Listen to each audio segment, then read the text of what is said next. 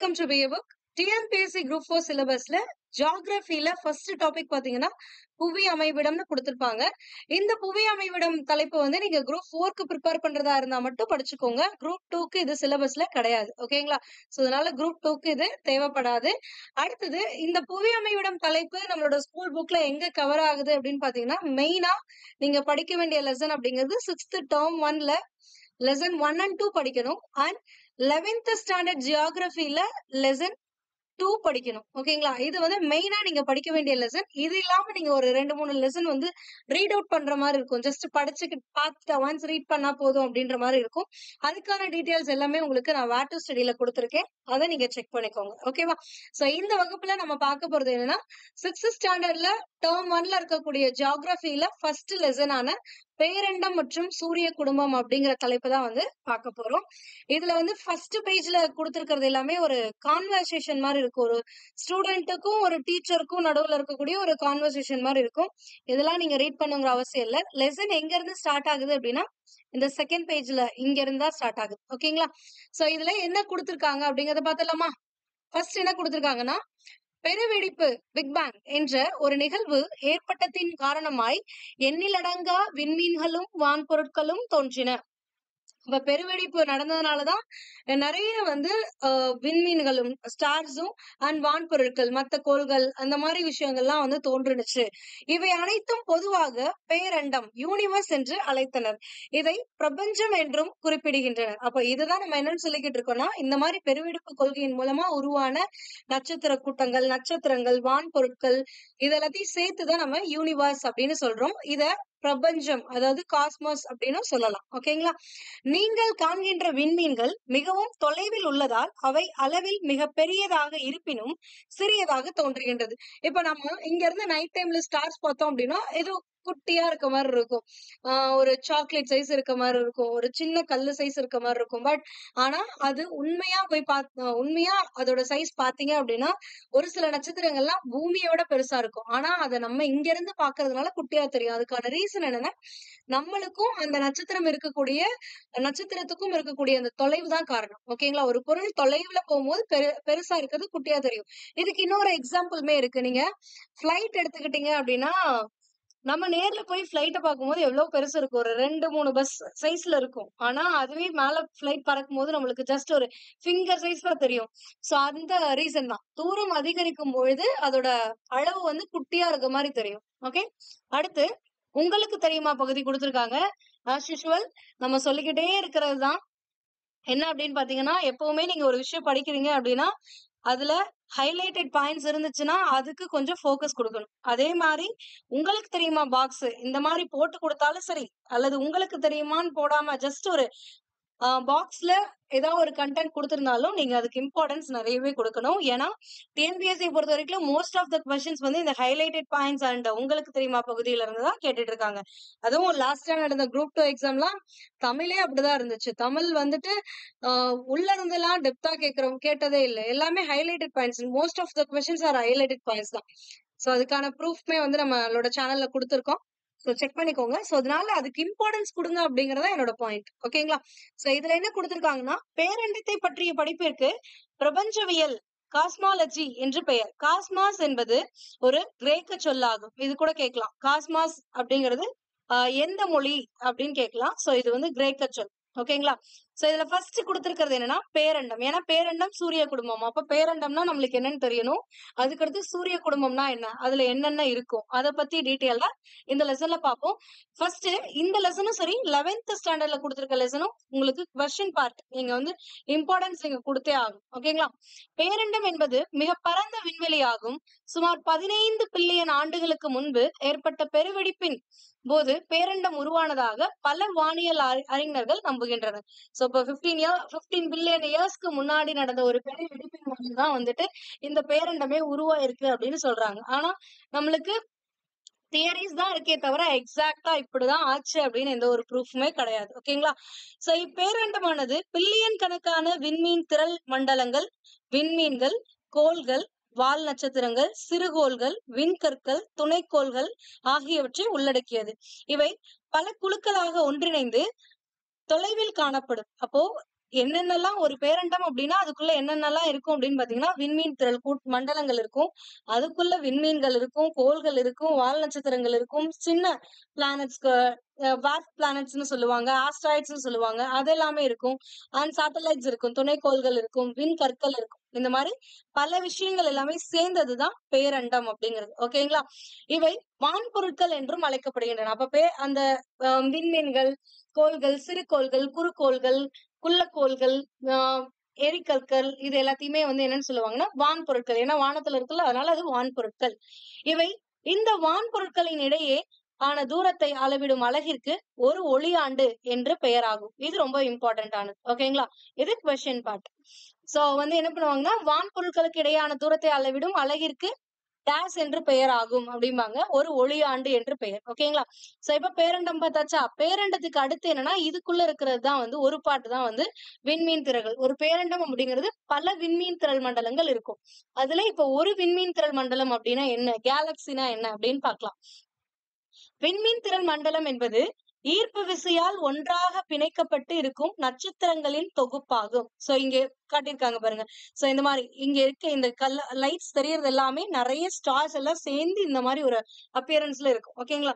So அப்ப பல நட்சத்திரங்கள் வந்து என்ன பண்ணுதுன்னா ஈர்ப்பு விசையால ஒன்றாக பிணைக்கப்பட்டிருக்கு. இந்த சென்ட்ரல் இருக்கக்கூடிய போர்ஸ்னால எல்லாமே ஈர்ப்பு விசையால இந்த ஸ்ட்ரக்சர்ல இருக்கும். ஓகேங்களா? வான்வெளியில் விண்மீன் திரள் மண்டலங்கள் சிதறியும் குழுவாகவும் காணப்படுகின்றது. அப்ப எப்பவுமே வந்து ஒரு குரூப்பா தான் காணப்படுமா அப்படின்னு கேட்டீங்கன்னா கிடையாது. விண்மீன் திரள் மண்டலங்கள் அப்படிங்கிறது வந்து தனித்தனியா கூட குழுவாவும் இருக்கலாம், இல்லைன்னா இண்டிவிஜுவல் ஒவ்வொன்னா தனித்தனியா கூட இருக்கும், சிதறியும் இருக்கும் அப்படின்றாங்க. பெருவெடிப்பின் நிகழ்விற்கு பிறகு சுமார் 5 பில்லியன் வருடங்களுக்கு பின், அதாவது பெருவெடிப்பு நடக்கிறது வந்து ஒரு 15 பில்லியன் இயர்ஸ்ன்றாங்க. அதுல இருந்து ஒரு 5 பில்லியன் தாண்டி அதுக்கப்புறமா சோ அப்ப 10 பில்லியன் வருடங்களுக்கு முன்பு அப்படின்னு சொல்லலாம் இதை சொல்ல போனா. ஓகேங்களா? சோ பில்லியன் வருடங்களுக்கு பின் பால்வழி விண்மீன் திரள் மண்டலம், அதாவது மில்கி வே கேலக்சி உருவானது. நமது சூரிய குடும்பம் இந்த பால்வெளி விண்மீன் திரள் மண்டலத்துலதான் காணப்படுது. ஆண்ட்ரோமெடா விண்மீன் திரள் மண்டலம், மெக்கலனிக் கிளவுட்ஸ் விண்மீன் திரள் மண்டலம் ஆகியன புவிக்கு அருகில் காணப்படும் விண்மீன் திரள் மண்டலங்கள் ஆகும். சோ அப்ப இந்த 2 விண்மீன் திரள் மண்டலங்களும் வந்து என்னன்னா புவிக்கு அருகில் இருக்கக்கூடியது. பட் நம்ம சோலார் இது இருக்கிறது வந்து எங்க பாத்தீங்கன்னா, சோலார் குடும்பம் இருக்கிறது எங்கன்னு பாத்தீங்கன்னா சூரிய குடும்பம். சாரி, பாதி இங்கிலீஷ் பாதி தமிழ். ஓகே, சூரிய குடும்பம் இருக்கிறது மில்கி வே கேலக்சில தான் இருக்கு. ஓகேங்களா? பட் பூமிக்கு அருகாமையில இருக்கக்கூடிய இன்னும் 2 கேலக்சி என்ன அப்படின்னு பாத்தீங்கன்னா ஆண்ட்ரோமெடா, இன்னொன்னு வந்து மெக்கலனிக் கிளவுட்ஸ் அப்படிங்கிறது. இதையுமே நோட் பண்ணி வச்சுக்கோங்க. இதுக்கான ரீசன் என்னங்கறத நான் லாஸ்ட்ல சொல்றேன். இதெல்லாம் விண்மீன் திரள் மண்டலம் which means கேலக்சி. ஓகே, ஆகியவை புவிக்கு அருகில் காணப்படும் விண்மீன் திரள் மண்டலங்கள் ஆகும். அடுத்து இன்னொரு உங்களுக்கு தெரியுமா பாக்ஸ். ஒரு ஒளியாண்டு என்பது ஒளி ஒரு ஆண்டில் பயணிக்கக்கூடிய தொலைவாகும். அப்ப ஒரு ஒளியாண்டு அப்படின்னா எதை ஒரு ஒளியாண்டு அப்படின்னு சொல்றாங்கன்னா, ஒளி வந்து ஒரு வருஷம் எவ்வளவு தூரம் டிராவல் பண்ணிருக்குமோ அததான் வந்து என்ன சொல்றாங்கன்னா ஒரு ஒளியாண்டு அப்படின்னு சொல்றாங்க. ஒளியின் திசை வேகம் வினாடிக்கு 3 லட்சம் கிலோமீட்டர் ஆகும். யோசிச்சு பாருங்களேன். ஒளியின் திசை வேகம் வினாடிக்கு ஒரு செகண்டுக்கு எவ்வளவு தூரம் போவோம் அப்படின்னா 3 lakh கிலோமீட்டர்ஸ் டிராவல் பண்ணிருக்குமா. நம்ம எல்லாம் வந்துட்டு எந்த ஸ்பீட்ல போக முடியும் நம்மளாலலாம்? சைக்கிள்ல போனா ஒண்ணு, பைக்ல போனா ஒண்ணு, பைக்லயே போனா கூட ஒரு 120 கிலோமீட்டர் பர் ஹவர் தான். அது அவருக்கு ஒரு மணி நேரத்துக்கே அவ்வளவுதான் போவோம்.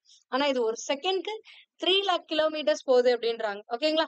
ஆனால் ஒளியானது சவுண்ட் இங்க கொடுத்திருக்க இந்த ஒளி லைட். சோ லைட் தான் ஃபாஸ்டா டிராவல் ஆகும். ஆனா ஒளியானது வினாடிக்கு 330 மீட்டர் என்ற வேகத்தில் பயணிக்கும். அதாவது ஒரு வினாடிக்கு 330 மீட்டர் தான் வந்து ஒளி பயணிக்கும். ஆனா லைட் வந்து என்னன்னா 3 lakhs கிலோமீட்டர்ஸ் பயணிக்கும். பட் சவுண்ட் 330 மீட்டர்ஸ் தான் ஒரு வினாடிக்கு பயணிக்கும். இது நோட் பண்ணி வச்சுக்கோங்க. இதுவுமே கொஸ்டின் கேட்கலாம். அடுத்து பாத்தீங்க அப்படின்னா இந்த விண்மீன் திரள் மண்டலத்துலதான் என்ன இருக்கு? நம்மளோட சூரிய குடும்பம் இருக்கு. அதாவது விண்மீன் திரள் மண்டலங்கிறது நிறைய இருக்கும். அதுல மில்கி வே கேலக்சி, அதாவது பால்வெளி விண்மீன் திரள் மண்டலம், அதுலதான் நம்மளோட சூரிய குடும்பம் சோலார் சிஸ்டம் அப்படிங்கிறது இருக்கு. சோலார் என்ற சொல் சூரிய கடவுள் எனப்படும் சோல் என்ற லத்தீன் வார்த்தையிலிருந்து பெறப்படுகிறது. அப்ப இந்த சோல் அப்படிங்கிற வார்த்தை வந்து எந்த மொழியிலிருந்து பெறப்பட்டதுன்னு கேட்கலாம். லத்தீன் மொழி. ஏன்னா கிரேக்கத்தையும் கொடுத்திருப்பாங்க. அப்ப கன்ஃபியூஸ் பண்ணிக்கூடாது. மோஸ்ட்லி இந்த நேம்ஸ் எல்லாம் ஒண்ணு லாட்டினா இருக்கும், இல்லைன்னா கிரேக்க மொழியா இருக்கும். இந்த 2ல எதுங்கிறதா நம்மளுக்கு மோஸ்ட் ஆஃப் த டைம் டவுட்டே வரும். ஆனா ஆப்ஷன்ல 2மே கொடுத்திருப்பாங்க. அதனால கிளியரா பாத்துக்கோங்க.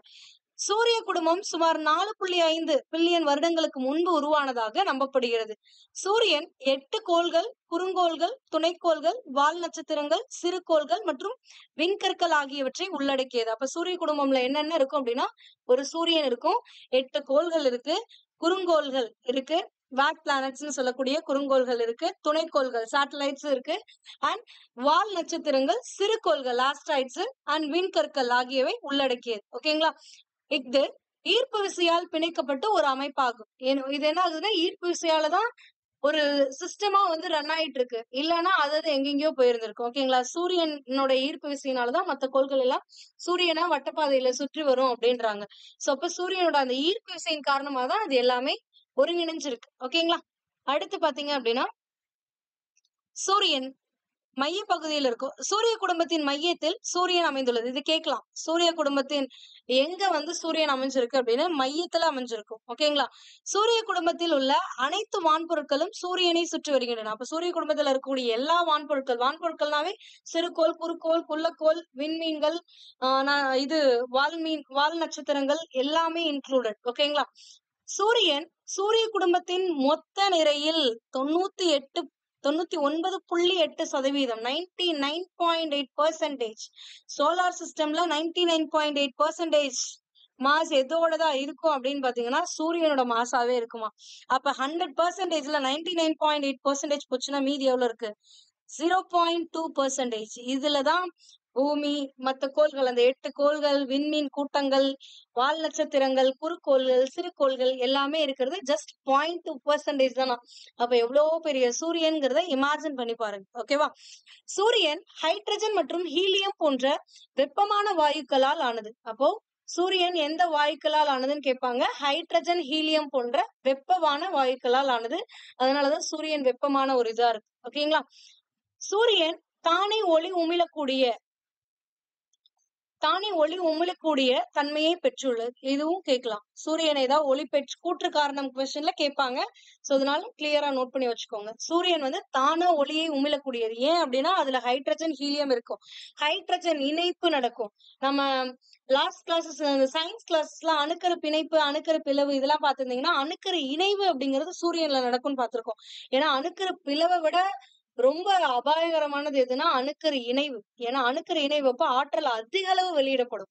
சோ அதிக அளவு வெப்ப ஆற்றல் வெளியிடப்படும். அப்போ அந்த அளவுக்கு ஒளி உமிழப்படும். ஓகேங்களா? சூரியன் ஒரு விண்மீன் ஆகும். சூரியனின் மேற்பரப்பு வெப்பநிலை 6000 டிகிரி செல்சியஸ் ஆகும். சூரிய குடும்பத்தின் அனைத்து கோள்களுக்கும் வெப்பத்தையும் ஒளியையும் சூரியன் அளிக்கிறது. அப்ப சூரிய குடும்பத்துல இருக்கக்கூடிய எல்லா கோள்களுக்கும், நட்சத்திரங்களுக்கும் கோள்களுக்கு வந்து எதுதான் வெப்பத்தையும் ஒளியையும் கொடுக்குது அப்படின்னு பாத்தீங்கன்னா, சூரியன் தான் கொடுக்குது. சூரிய ஒளி புவியின் மேற்பரப்பை வந்தடைய சுமார் 8.3 நிமிடங்கள் ஆகும். ஒரு சில இடத்துல 8.2 நிமிடங்கள் கொடுத்திருப்பாங்க, ஒரு சில இடத்துல 8.3 நிமிடங்கள் கொடுத்திருப்பாங்க. ஒன்னும் பரவாயில்ல, ஆப்ஷன்ல எது இருக்கோ கிளிக் பண்ணிக்கோங்க. ஏன்னா 11th ஸ்டாண்டர்ட்ல 8.2 மினிட்ஸ் கொடுத்திருப்பாங்க. இங்க 8.3 மினிட்ஸ் ஒரு 20 செகண்ட்ஸ் தான். 20 இல்ல 6 செகண்ட்ஸ் தான். ஓகேங்களா? கற்பனை செய்து பார்க்கவும். இங்க பாருங்க, உங்களுக்கு தெரியுமா பகுதி கொடுத்திருக்காங்க. சூரியன் 1.3 மில்லியன் புவிகளை தனக்குள்ளே அடக்கக்கூடிய வகையில் மிகப்பெரியதாகும். மில்லியன் அப்படின்னா 10 லட்சம் அர்த்தம்.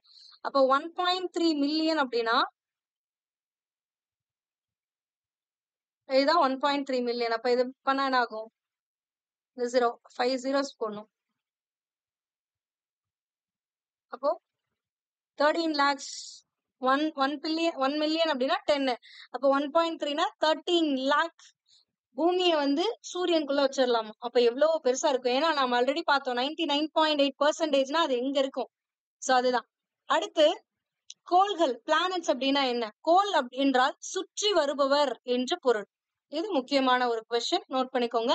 கோள் என்பதன் பொருள் என்னன்னு கேட்பாங்க. சுற்றி வருபவர். சூரிய குடும்பத்தில் 8 கோள்கள் உள்ளன. நம்ம 1வது 2வது படிச்ச டைம்ல வந்துட்டு 9 கோள்கள் இருக்கும் அப்படிம்பாங்க. ஏன்னா அப்ப ப்ளூட்டோ இருந்துச்சு. இப்போ ப்ளூட்டோ வந்து கோள்கள் லிஸ்ட்ல இருந்து எடுத்துட்டாங்க. ஏன் அப்படின்னா ஒரு கோள் அப்படின்னா அதுக்குன்னு ஒரு வட்டப்பாதை இருக்கும். சுழன்று வரதுக்குன்னு அதுக்குன்னு ஒரு வட்டப்பாதை இருக்கும். வேற எந்த கோளுமே அந்த வட்டப்பாதையில இப்போ பூமிக்கு ஒரு வட்டப்பாதை இருக்குன்னா, பூமியோட வட்டப்பாதையில வேற எந்த கோளும் சுழன்று இதாகாது. பூமியோட சுழற்சியை டிஸ்டர்ப் பண்ணக்கூடாது. அப்படி இருந்தா தான் அது கோள். ஒரு கோள் வந்து சுற்றி வரக்கூடிய வட்டப்பாதையில இன்னொரு கோள் டிஸ்டர்ப் பண்ணும் அப்படின்னா, அத கோளா கன்சிடர் பண்ண மாட்டாங்க. அப்படிதான் வந்து ப்ளூட்டோ இதாச்சு. ஓகேங்களா? அவை புதன், வெள்ளி, புவி, செவ்வாய், வியாழன், சனி, யுரேனஸ் மற்றும் நெப்டியூன் ஆகும். வெள்ளி மற்றும் யுரேனஸ் கோள்களை தவிர பிற கோள்கள் அனைத்தும் சூரியனை எதிர்கடிகார சுற்றில், அதாவது ஆன்டி கிளாக் வைஸ்ல இப்படி ரொட்டேட் ஆகி வருன்றாங்க. எப்படின்னா, இப்போ இது நார்த், சவுத், ஈஸ்ட், வெஸ்ட் இருக்குமா? அப்ப வெஸ்ட்ல இருந்து ஈஸ்ட் நோக்கி வந்துச்சு அப்படின்னா அதுதான் எதிர் கடிகாரம். கிளாக் எப்படி சுத்தும்? இப்படி சுத்துமா? அப்ப நார்த்ல இருந்து சவுத் இப்படி வந்துச்சு, அதாவது ஈஸ்ட்ல இருந்து வெஸ்ட்னு கூட சொல்லலாம். இப்படி போச்சுன்னா அது கிளாக் வைஸ்னு சொல்லுவோம். ஆனா வெஸ்ட் டு ஈஸ்ட்னா அது வந்து ஆன்டி கிளாக் வைஸ்னு சொல்லுவோம். சோ அப்ப வெள்ளி, யுரேனஸ் மட்டும் கிளாக் வைஸ்ல ரொட்டேட் ஆகும். மத்த கோள்கள் அனைத்துமே, அதாவது பிற கோள்கள் அனைத்தும் சூரியனை ஆன்டி கிளாக் வைஸ் எதிர்கடிகார சுற்றில், அதாவது மேற்கிலிருந்து கிழக்காக தனது அச்சில் சுற்றி வருகின்றன. சோ ரெண்டே ரெண்டு தான் கிளாக் வைஸ்ல சுத்தும். அது என்ன அப்படின்னு பாத்தீங்கன்னா வெள்ளியும் யுரேனஸும். ஓகேங்களா? மீதி இருக்கக்கூடிய 6 கோள்களுமே ஆன்டி கிளாக் வைஸ் டைரக்ஷன்ல தான் சுத்தும். ஞாபகம் வச்சுக்கோங்க, அதிகமா இருக்கு ஆன்டி ஓகேங்களா? ஞாபகம் வச்சுக்கோங்க. ஏன்னா இது மறந்துச்சுன்னா கூட இப்படி வச்சுக்கலாம். அடுத்தது உங்களுக்கு தெரியுமா பகுதி. பண்டைய தமிழர்கள் சூரியன் மற்றும் பிற கோள்களை பற்றி அறிந்திருந்தனர். நம்மலாம் இப்பதான் வந்து டெலஸ்கோப் வச்சிருக்கோம், டெக்னாலஜி இருக்கு. பட் தமிழர்கள், பண்டைய தமிழர்களே வந்து என்ன பண்ணிருக்காங்கன்னா, சூரியன் இருக்கு, கோள்கள் இருக்கு, ஜாதகம் இருக்கு. ஏன்னா ஜாதகத்துல நீங்க பாத்தீங்கன்னா எல்லாமே என்ன இருக்கும்? செவ்வாய், வெள்ளி, புதன், வியாழன் இந்த மாதிரிதான் இருக்கும். சோ அதுதான். சோ அப்ப அவங்களுக்கு அப்பவே இந்த சூரியன் பிற கோள்கள் அறிவு இருந்திருக்கு. அதனாலதான் அவங்க அப்படி எல்லாம் இது பண்ணிருக்காங்க என்பது சங்க இலக்கியங்கள் வாயிலாக நமக்கு புலனாகிறது. உதாரணமாக சிறுபானாற்று படையில என்ன கூறியிருக்காங்கன்னா, வால்நிற விசும்பின் கோல் மீன் சூழ்ந்த இளங்கதிர் ஞாயிறு. எவ்வளவு கிளியரா சொல்லிருக்காங்க பாருங்களேன்.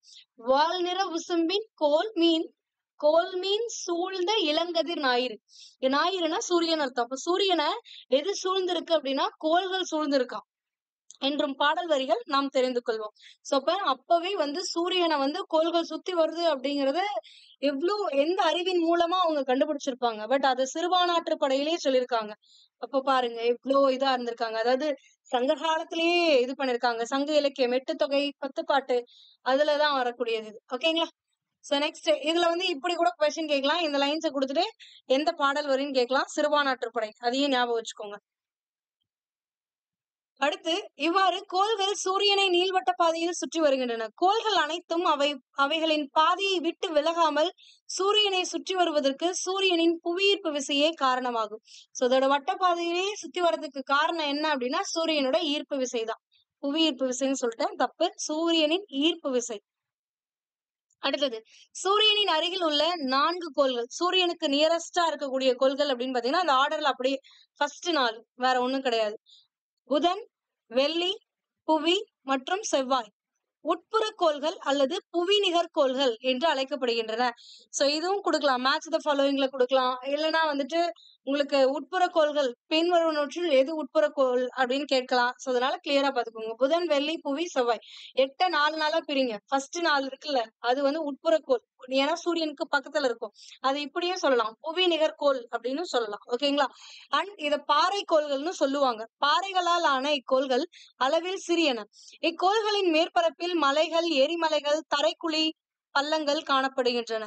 சூரிய குடும்பத்தில் உள்ள கடைசி 4 கோள்கள், செகண்ட் ஹாஃப் இருக்கு பாருங்க, அது வியாழன், சனி, யுரேனஸ் மற்றும் நெப்டியூன் ஆகியவை வெளிப்புற கோள்கள். அது எப்படி உட்புற கோள்கள்னு சொன்னோமோ இது சூரியன்ல இருந்து ரொம்ப தொலைவில் இருக்கு, அதனால இதை வந்து வெளிப்புற கோள்கள் அல்லது வியாழன் நிகர் கோள்கள் அப்படின்னு சொல்லுவாங்க. வியாழன்ல இருந்து ஸ்டார்ட் ஆகுது. சோ வியாழன் நிகர் கோள்கள். மறக்காம இது கொடுத்திருக்காங்க பாருங்க, ஜோவியன் அப்படின்னு, அதையும் நோட் பண்ணி வச்சுக்கோங்க. சம்டைம்ஸ் இப்ப இங்கிலீஷ்ல கேட்கறது, அதாவது தமிழ்ல இங்கிலீஷ்ல கொடுத்து தமிழ்ல கேட்கறது ஒரு இதா வச்சிருக்காங்க. சோ அதனால ஜோவியன் பின்வருவனவற்றில் ஜோவியனுக்கு எடுத்துக்காட்டு அப்படின்னு கூட கேட்கலாம். வியாழன், சனி, யுரேனஸ், நெப்டியூன்ல ஏதாவது ஒண்ணு கொடுத்திருப்பாங்க. ஓகேங்களா? அடுத்தது இக்கோள்கள் வாயுக்களால் நிரம்பி காணப்படுவதால் வளிம கோள்கள், கேசியஸ் பிளானட்ஸ் அப்படின்னு அழைக்கிறாங்க. நான் இங்க சொன்னேன், இதை வந்து பாறை கோள்கள்னு சொல்லுவாங்க, இதை வளிம கோள்கள்னு சொல்லுவாங்க. இங்க உங்களுக்கு புக்ல கொடுக்கல, நீங்க நோட் பண்ணி வச்சுக்கோங்க. செவ்வாய், வியாழன் கோள்களுக்கு இடையே குறுங்கோள் மண்டலம் காணப்படுகிறது. இதை பத்தி நான் உங்களுக்கு லேட்டரா நான் எக்ஸ்பிளைன் பண்றேன். அதாவது வியாழன் சனி இருக்கா, இங்க வந்து புதன் இருக்கும், வெள்ளி இருக்கும், பூமி இருக்கும், அடுத்து செவ்வாய் இருக்கும், செவ்வாய்க்கு அடுத்து வியாழன் வரும். அப்ப செவ்வாய்க்கும் வியாழனுக்கும் நடுவுல இருக்கக்கூடிய அந்த கேப்ல ஒரு பெல்ட் மாதிரி இருக்கும். அந்த தான் வந்து குறுங்கோள் மண்டலம் அப்படின்னு சொல்லுவாங்க. ஓகே, சோ இதுல ஃபர்ஸ்ட் இருக்கக்கூடிய கோள் எது அப்படின்னு பாத்தீங்கன்னா புதன், இங்கிலீஷ்ல மெர்க்குரி. மெர்க்குரி அப்படிங்கிறது மிக அருகில் உள்ள கோள். சூரியனுக்கு அருகில் இருக்கும் புதன் கோள் அளவில் மற்ற கோள்களை விட மிகச்சிறியது. அப்ப மிகச்சிறிய கோள் எது அப்படின்னு கேட்டா புதன் தான். இக்கோளானது ரோமானிய கடவுளின் தூதுவரான மெர்க்குரி என்னும் பெயரால் அழைக்கப்படுகிறது. அப்ப ரோமானிய கடவுள் தூதுவர், ரோமானிய கடவுளின் தூதுவர், இதையும் சேர்த்து நோட் பண்ணி வச்சுக்கோங்க. ஏன்னா ரோமானிய போர்க்கடவுள் யாருன்னு கேட்பாங்க, ரோமானிய கடவுளின் தூதர் யாருன்னு கேட்பாங்க, ரோமானியர்களின் பெண் கடவுள் யாருன்னு கேட்பாங்க. ஏன்னா ஒவ்வொரு கடவுளையுமே ஒரு பிளானட்டுக்கு நேம வச்சிருந்திருக்காங்க. சோ பூமியை தவிர மத்த எல்லா கோள்களுக்குமே ரோமானிய பெயர் இல்லைன்னா கிரேக்க கடவுளோட பெயரை தான் வந்து வச்சிருப்பாங்க. ஓகேங்களா, சோ அதனால அதை நோட் பண்ணி வச்சுக்கோங்க. ரோமானிய கடவுளின் தூதுவர் தான் வந்து யாருன்னா மெர்க்குரி. சோ மெர்க்குரி அப்படிங்கறதா ஃபர்ஸ்ட், தூதுவர் தான் ஃபர்ஸ்ட் வரணும் அப்படின்னு ஞாபகம் வச்சுக்கோங்க. அப்ப முதல் கோள் புதன் அப்படின்னு ஞாபகம் வச்சுக்கோங்க. இக்கோளில் நீரோ வாயுக்களோ கிடையாது. இக்கோளில் வளிமண்டலம் இல்லாததால் பகல் பொழுதில் அதிக வெப்பநிலையும் இரவு நேரத்தில் கடும் குளிரும் காணப்படுமே. இது பூமிக்கு பக்கத்துல இருக்குங்கிறீங்க, எப்படி குளிரா இருக்கும் அப்படின்னா வளிமண்டலம் அப்படிங்கிற ஒரு விஷயம் இருந்தாதான் அது கிட்ட வரக்கூடிய அந்த வெப்பத்தை அது தக்க வச்சுக்கும். அது எப்பவுமே வெப்பமான ஒரு விஷயமா இருக்கும். ஆனா வளிமண்டலமே இல்லை அப்படின்னா அந்த சூரிய வெளிச்சம் போயிருச்சு, ஒரு பக்கம் இருக்கும், இன்னொரு பக்கம் போயிரும்ல. அப்ப போகும்போது அந்த பக்கம் வந்து கடும் குளிரா மாறும், டக்குன்னு வந்து அது இழந்துரும் வெப்பத்தை. சோ அதுதான். மேலும் புதன் கோளுக்கு துணைக்கோள் எதுவும் இல்லை. இதையும் நோட் பண்ணி வச்சுக்கோங்க. புதனுக்கு துணைக்கோள்கள் எதுவும் இல்லை. சோ அதிகாலை பொழுதிலும் அந்தி பொழுதிலும் புதன் கோளை நாம் வெறும் கண்ணால் காண முடியும். அடுத்து என்ன இருக்கு அப்படின்னு பாத்தீங்கன்னா செகண்டா இருக்கக்கூடியது வெள்ளி. வெப்பமான கோள். கொஸ்டின் பார்ட்டு, வெப்பமான சூரிய குடும்பத்தின் மிக வெப்பமான கோள் எது அப்படின்னு கேட்பாங்க. வெள்ளி. ஏன்னா இதையே நான் ஸ்ட்ரெஸ் பண்ணி சொல்றேன் அப்படின்னா எல்லாருமே புதன் தானே பக்கத்துல இருக்கு, அப்ப புதன் தான் கரெக்ட் அப்படின்னு நினைச்சிருவீங்க. கிடையாது, வெள்ளி தான் வந்து வெப்பமான கோள். இதுக்கு ஒரு ரீசனுமே இருக்கு, பார்க்கலாம். வெள்ளி சூரியனிடமிருந்து இரண்டாவதாக அமைந்துள்ளது. புவியை போன்ற ஒத்த அளவுள்ளதால் வெள்ளியும் புவியும் இரட்டை கோள்கள் அப்படின்னு சொல்லுவாங்க. இல்லைன்னா புவியின் சகோதரி அப்படின்னு கூட வெள்ளிய சொல்லுவாங்க. ஓகேங்களா, இரட்டை கோள்கள் என அழைக்கப்படுவது எதுன்னு பாத்தீங்கன்னா புவியும் வெள்ளியும் சேர்த்துதான் வந்து இரட்டைக்கோள். இல்லைன்னா புவியை போன்ற ஒத்த கோள் எது, அளவு ஒத்த அளவுள்ள கோள் எது அப்படின்னு கேட்கலாம், வெள்ளி. அதன் சுழலுதல் காலம் மற்ற கோள்களை காட்டிலும் அதிகமாக உள்ளது. வெள்ளி தன்னைத்தானே சுற்றி கொள்ள 243 நாட்கள் எடுத்துக்கொள்கிறது. சோ ஒரு கோள் வந்து எல்லா கோளுமே தன்னைத்தானையும் சுற்றிக்கும், சூரியனையும் சுற்றி வரும். அப்ப தன்னைத்தானே சுற்றி கொள்ளக்கூடிய கால அளவு எல்லா கோளோட கம்பேர் பண்ணீங்க அப்படின்னா வெள்ளிக்கு அதிகம். வெள்ளி வந்து தன்னைத்தானே சுற்றி வர எவ்வளவு நேரம் ஆகும் அப்படின்னா 243 நாட்கள் ஆகும். ஆனா பூமி தன்னைத்தானே சுற்றி வர எவ்வளவு நேரம் தான் ஆகும், 24 மணி நேரம் தான் ஆகும். ஓகேங்களா, சோ அதை பாத்துக்கோங்க. அதே மாதிரி இதுல இன்னொரு ட்விஸ்ட் இருக்கு. இது வந்துட்டு என்னன்னா தன்னைத்தானே சுற்றி கொள்வதற்கு 243 நாட்கள். ஆனா சூரியனை சுற்றி வர்றதுக்கு இதை விட கம்மியான நாள் தான் ஆகும். சூரியனை கூட ஒரு ரவுண்ட் முடிச்சுட்டு வந்துரும். ஆனா இது அதை சுத்தி முடிக்காது. அதுதான். ஓகேங்களா, யுரேனஸை போன்றே இக்கோளும் கிழக்கிலிருந்து மேற்காக கடிகார சுற்றுல வந்து சுற்றுது. இது நம்ம ஆல்ரெடி பார்த்ததுதான். கிளாக் வைஸ்ல ரொட்டேட் ஆகும் யுரேனஸும் வெள்ளியும். இது மற்ற கோள்களை காட்டிலும் மிகவும் மெதுவாக சுற்றுகிறது. புதன் கோளை போன்றே வெள்ளிக்கும் துணைக்கோள் கிடையாது. இதுக்கும் வந்து துணைக்கோள்கள்லாம் கிடையாது, சேட்டலைட்ஸ் எல்லாம் எதுவும் கிடையாது. அன்பு மற்றும் அழகை குறிக்கும் ரோமானிய பெண் கடவுளான வீனஸ் என்ற பெயரால் இக்கோள் அழைக்கப்படுகிறது. சோ இதுதான் சொன்னேன். ஏன்னா ரோமானிய கடவுளோட தூதுவர் யாரு அப்படின்னு பாத்தீங்கன்னா மெர்க்குரி. அதுதான் வந்து ஃபர்ஸ்ட் கோளுக்கு தூதுவர் தான் ஃபர்ஸ்ட் வருவாரு. அதனால அவரோட பேர் அங்க வச்சிட்டாங்க. ஓகேங்களா, வெள்ளி அழகா பிரகாசமா இருக்குமா, அதனால அழகா இருக்கக்கூடிய பெண் கடவுள் பேர் வந்து வீனஸ். அதுதான் வந்து வெள்ளி கோளுக்கு வச்சுட்டாங்க. காலையிலும் மாலையிலும் மின்னல் காணப்படுவதால் இதனை விடிவெள்ளி அந்தி வெள்ளி அப்படின்னு சொல்லுவாங்க. விடிவெள்ளி அல்லது அந்தி வெள்ளி என்றும் அழைக்கப்படுகிறது.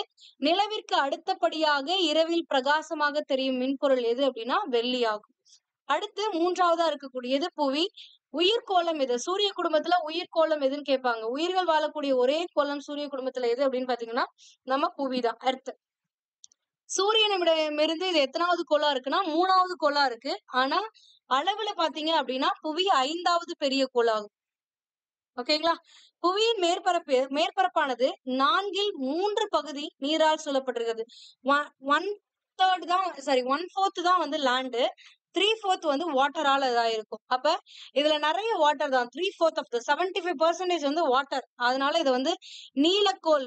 வாட்டர் என்ன கலர்ல இருக்கும்? நீல நிறத்துல இருக்குமா? அதனால நீலக்கோள் என்றும் அல்லது நீர்க்கோள் என்றும் அழைக்கப்படுகிறது. அப்ப நீர்க்கோள், நீலக்கோள், உயிர்க்கோளம் எல்லாமே எதுதான் அப்படின்னு பாத்தீங்கன்னா புவி. இன்னொரு விஷயம் என்னன்னா, நான் ஆல்ரெடி சொன்னதுதான், ரோமானிய மற்றும் கிரேக்க கடவுள்களின் பெயரால் அழைக்கப்படாத ஒரே கோள் எது அப்படின்னா புவி. புவியை தான் வந்து ரோமானிய கடவுள் பேர்லயோ இல்லது கிரேக்க கடவுள் நேம்லயோ வந்து அழைக்க மாட்டாங்க. இதெல்லாமே ரோமானிய கடவுள்ல அழைப்பாங்க. ஓகேவா? அடுத்தது, புவியின் துருவ விட்டம் 12,714 கிலோமீட்டர் மற்றும் நிலநடுக்கோட்டு விட்டம் 12,756 கிலோமீட்டர் ஆகும். புவி சூரியனை வினாடிக்கு 30 கிலோமீட்டர் வேகத்தில் சுற்றி வருகிறது. அப்ப புவி சூரியனை இப்ப எந்த வேகத்துல எவ்வளவு ஸ்பீட்ல சுத்துது அப்படின்னா, ஒரு செகண்டுக்கு வந்து 30 கிலோமீட்டர் போகும். அந்த அளவுக்கு தான் சுத்துது. ஓகேங்களா? ஒரு செகண்ட்ல 30 கிலோமீட்டர் போயிரும். சூரியனை சுத்தி வருதுல அந்த வட்டப்பாதையில. அந்த வட்டப்பாதையில இது சுத்தும் பொழுது ஒரு செகண்டுக்கு 30 கிலோமீட்டர் மூவ் ஆயிட்டே இருக்கும். அந்த அளவுக்கு சுத்தி வருது. இக்கோளில் நிலம், நீர் மற்றும் காற்று காணப்படுவதால் உயிரினங்கள் வாழ தகுதியான சூழல் நிலவுகிறது. புவிக்கு ஒரே ஒரு துணைக்கோள் இருக்கு. அந்த துணைக்கோள் எது? நிலா. நம்ம பார்க்கக்கூடிய சந்திரன் தான் இருக்கக்கூடிய ஒரே ஒரு துணைக்கோள் பூமிக்கு. அடுத்தது செவ்வாய், 4வதா இருக்கக்கூடிய கோள். சூரியனிடமிருந்து 4வதாக காணப்படும் செவ்வாய் கோளானது அளவில் புதனுக்கு அடுத்தபடியாக 2வது சிறிய கோள் ஆகும். ஓகேங்களா? இது என்னன்னா, ஃபர்ஸ்ட் சிறிய கோள் அப்படின்னு பாத்தீங்கன்னா புதன். அப்ப 2வதா சின்னதா இருக்கு. 8 கோள்ல இப்படி கூட வச்சுக்கோங்க. பெருசுல இருந்து சின்னது போகும்போது கடைசியா இருக்கிறது புதன். புதனுக்கு முன்னாடி இருக்கிறது எது அப்படின்னு பாத்தீங்கன்னா இந்த செவ்வாய். இக்கோள் ரோமானிய போர்க்கடவுளான மார்ஸ் பெயரால் அழைக்கப்படுகிறது. போர்க்கடவுள். போர்ல வந்து என்ன ஆகும்? ரத்தம் எல்லாம் வரும்ல. சோ அப்ப சிவப்பு கலர். அப்ப சிவப்பு கலர்ல இருந்தா அது என்னது? செவ்வாய். சோ இத வச்சு இந்த ரோமானிய போர்க்கடவுள் அப்படிங்கறத ஞாபகம் வச்சுக்கோங்க. ரோமானிய போர்க்கடவுள். அதோட பேர் என்னன்னா மார்ஸ். மார்ஸ் பெயரால் அழைக்கப்படுகிறது. இதன் மேற்பரப்பில் இரும்பு ஆக்சைடு உள்ளதால் செந்நிறமாக தோற்றமளிக்கிறது. ஆகவே செவ்வாய் சிவந்த கோள் என்று அழைக்கப்படுகிறது. இக்கோளின் வளிமண்டலம் மிகவும் மெல்லியதாகும். இதன் துருவ பகுதிகளில் புவியை போன்றே பனிக்கவிகைகள், ஐஸ் கேப்ஸ் வந்து இருக்கு. மேல துருவ பகுதியில வந்து ஐஸ் கேப்ஸ் இருக்கும். இக்கோளானது போபாஸ் மற்றும் டீமஸ் என்ற 2 துணைக்கோள்களை கொண்டுள்ளது. பூமிக்கு அடுத்து இருக்கு. பூமிக்கு 1 இருக்கு அப்படின்னா அதுக்கு அடுத்து இருக்கிறதுக்கு 2 இருக்கு அப்படின்னு ஞாபகம் வச்சுக்கோங்க. சோ இந்த கோளுக்கு 2 சேட்டலைட்ஸ் இருக்கு. செவ்வாய் கோளை ஆராய்வதற்காக சுற்றி வரும் கலங்களும் தரை ஊர்திகளும் அனுப்பப்பட்டன. ஏன்னா இப்பெல்லாம் வந்து ரீசெண்ட் டேஸ்ல வந்து என்ன பண்றாங்கன்னா, செவ்வாய் கோளை ஆராய்வதற்காக, அதாவது செவ்வாயில லேண்ட் ஆகாம செவ்வாயில ஒரு குறிப்பிட்ட தூரம், இப்ப இதுதான் செவ்வாய் கோள்னு வச்சுக்கோங்களேன். இதோட ஆர்பிட்ல கொஞ்சம் தூரத்துல மேல இருந்து இங்க கேமரா வச்சு இப்ப இப்படி ஆராய்ச்சி செஞ்சுட்டு இருப்பாங்க. இந்த கலன் வந்து என்ன ஆகும்னா, செவ்வாய் எந்த மோஷன்ல ரொட்டேட் ஆகுதோ அதே மாதிரி இதையும் ரொட்டேட் பண்ண வைப்பாங்க. அததான் வந்து கலன்கள் அப்படின்னு சொல்லுவாங்க. ஆர்பிட்டாஸ்ன்னு சொல்லுவாங்க. இதுவே ரோவர்ஸ் அப்படின்றது என்னன்னா, இப்ப நம்ம அனுப்பணும் பாருங்க, மங்கள்யான் ப்ராஜெக்ட்ல அனுப்பணும்ல. சோ அதுதான் வந்து ரோவர்ஸ். அது என்னன்னா, லேண்ட் ஆயிடும். இங்க செவ்வாயிலே போய் லேண்ட் ஆகி அந்த நிலப்பகுதிகள் எல்லாத்துலயும் ஒரு சின்ன வண்டி மாதிரி அந்தாண்ட ஓட ஆரம்பிக்கும். அந்த மாதிரி இருக்கக்கூடியது ரோவர்ஸ். ஓகேங்களா? சோ செவ்வாயை வந்து ஆராய்ச்சி செய்யறதுக்காக தான் இது வரைக்கும் நம்ம ஆர்பிட்டர்ஸும் ரோவர்ஸும் அனுப்பியிருக்கோம். வேற எதுக்கும் இன்னும் நம்ம பண்ணல. ஓகேங்களா? அடுத்தது ஜூபிட்டர். பட் அதுக்கு முன்னாடி இங்க ஒரு பாக்ஸ் இருக்கு. இதையும் நம்ம பாத்திரலாம். சூரியனுக்கும் புவிக்கும் இடையே உள்ள தொலைவு என்ன அப்படின்னு பாத்தீங்கன்னா 150 மில்லியன் கிலோமீட்டர்ஸ் ஆகும். மணிக்கு 800 கிலோமீட்டர் வேகத்துல போனீங்கன்னா, அதாவது ஒரு மணி நேரத்துக்கு 800 கிலோமீட்டர் வேகத்துல போனீங்கன்னா, இங்க இருந்து சூரியனை நம்ம போறதுக்கு எவ்வளவு வருஷம் ஆகும்னா 21 வருஷம் ஆகும். ஓகேங்களா? இதுல இன்னொரு லாஜிக்கலான ஒரு கொஸ்டின் கேட்டிருப்பாங்க. பாக்கலாம் எவ்வளவு பேர் கரெக்டா ஆன்சர் சொல்றீங்கன்னு. அது வரட்டும். ஓகே. நெக்ஸ்ட் ஒன் என்ன பாத்தீங்க அப்படின்னா, 5வதா இருக்கக்கூடிய கோள் எதுனா வியாழன். வியாழன் அப்படின்னா பெருங்கோள். ஏன் பெருங்கோள் அப்படின்னா, சூரிய குடும்பத்திலேயே பெரிய கோள் எதுனா வியாழன் தான். சோ இதை வந்து ஜூபிட்டர் அப்படின்னு சொல்லுவாங்க இங்கிலீஷ்ல. சூரிய குடும்பத்தின் மிகப்பெரிய கோளான வியாழன் சூரியனிடமிருந்து 5வதாக அமைந்துள்ளது. இது ரோமானியர்களின் முதன்மை கடவுள்.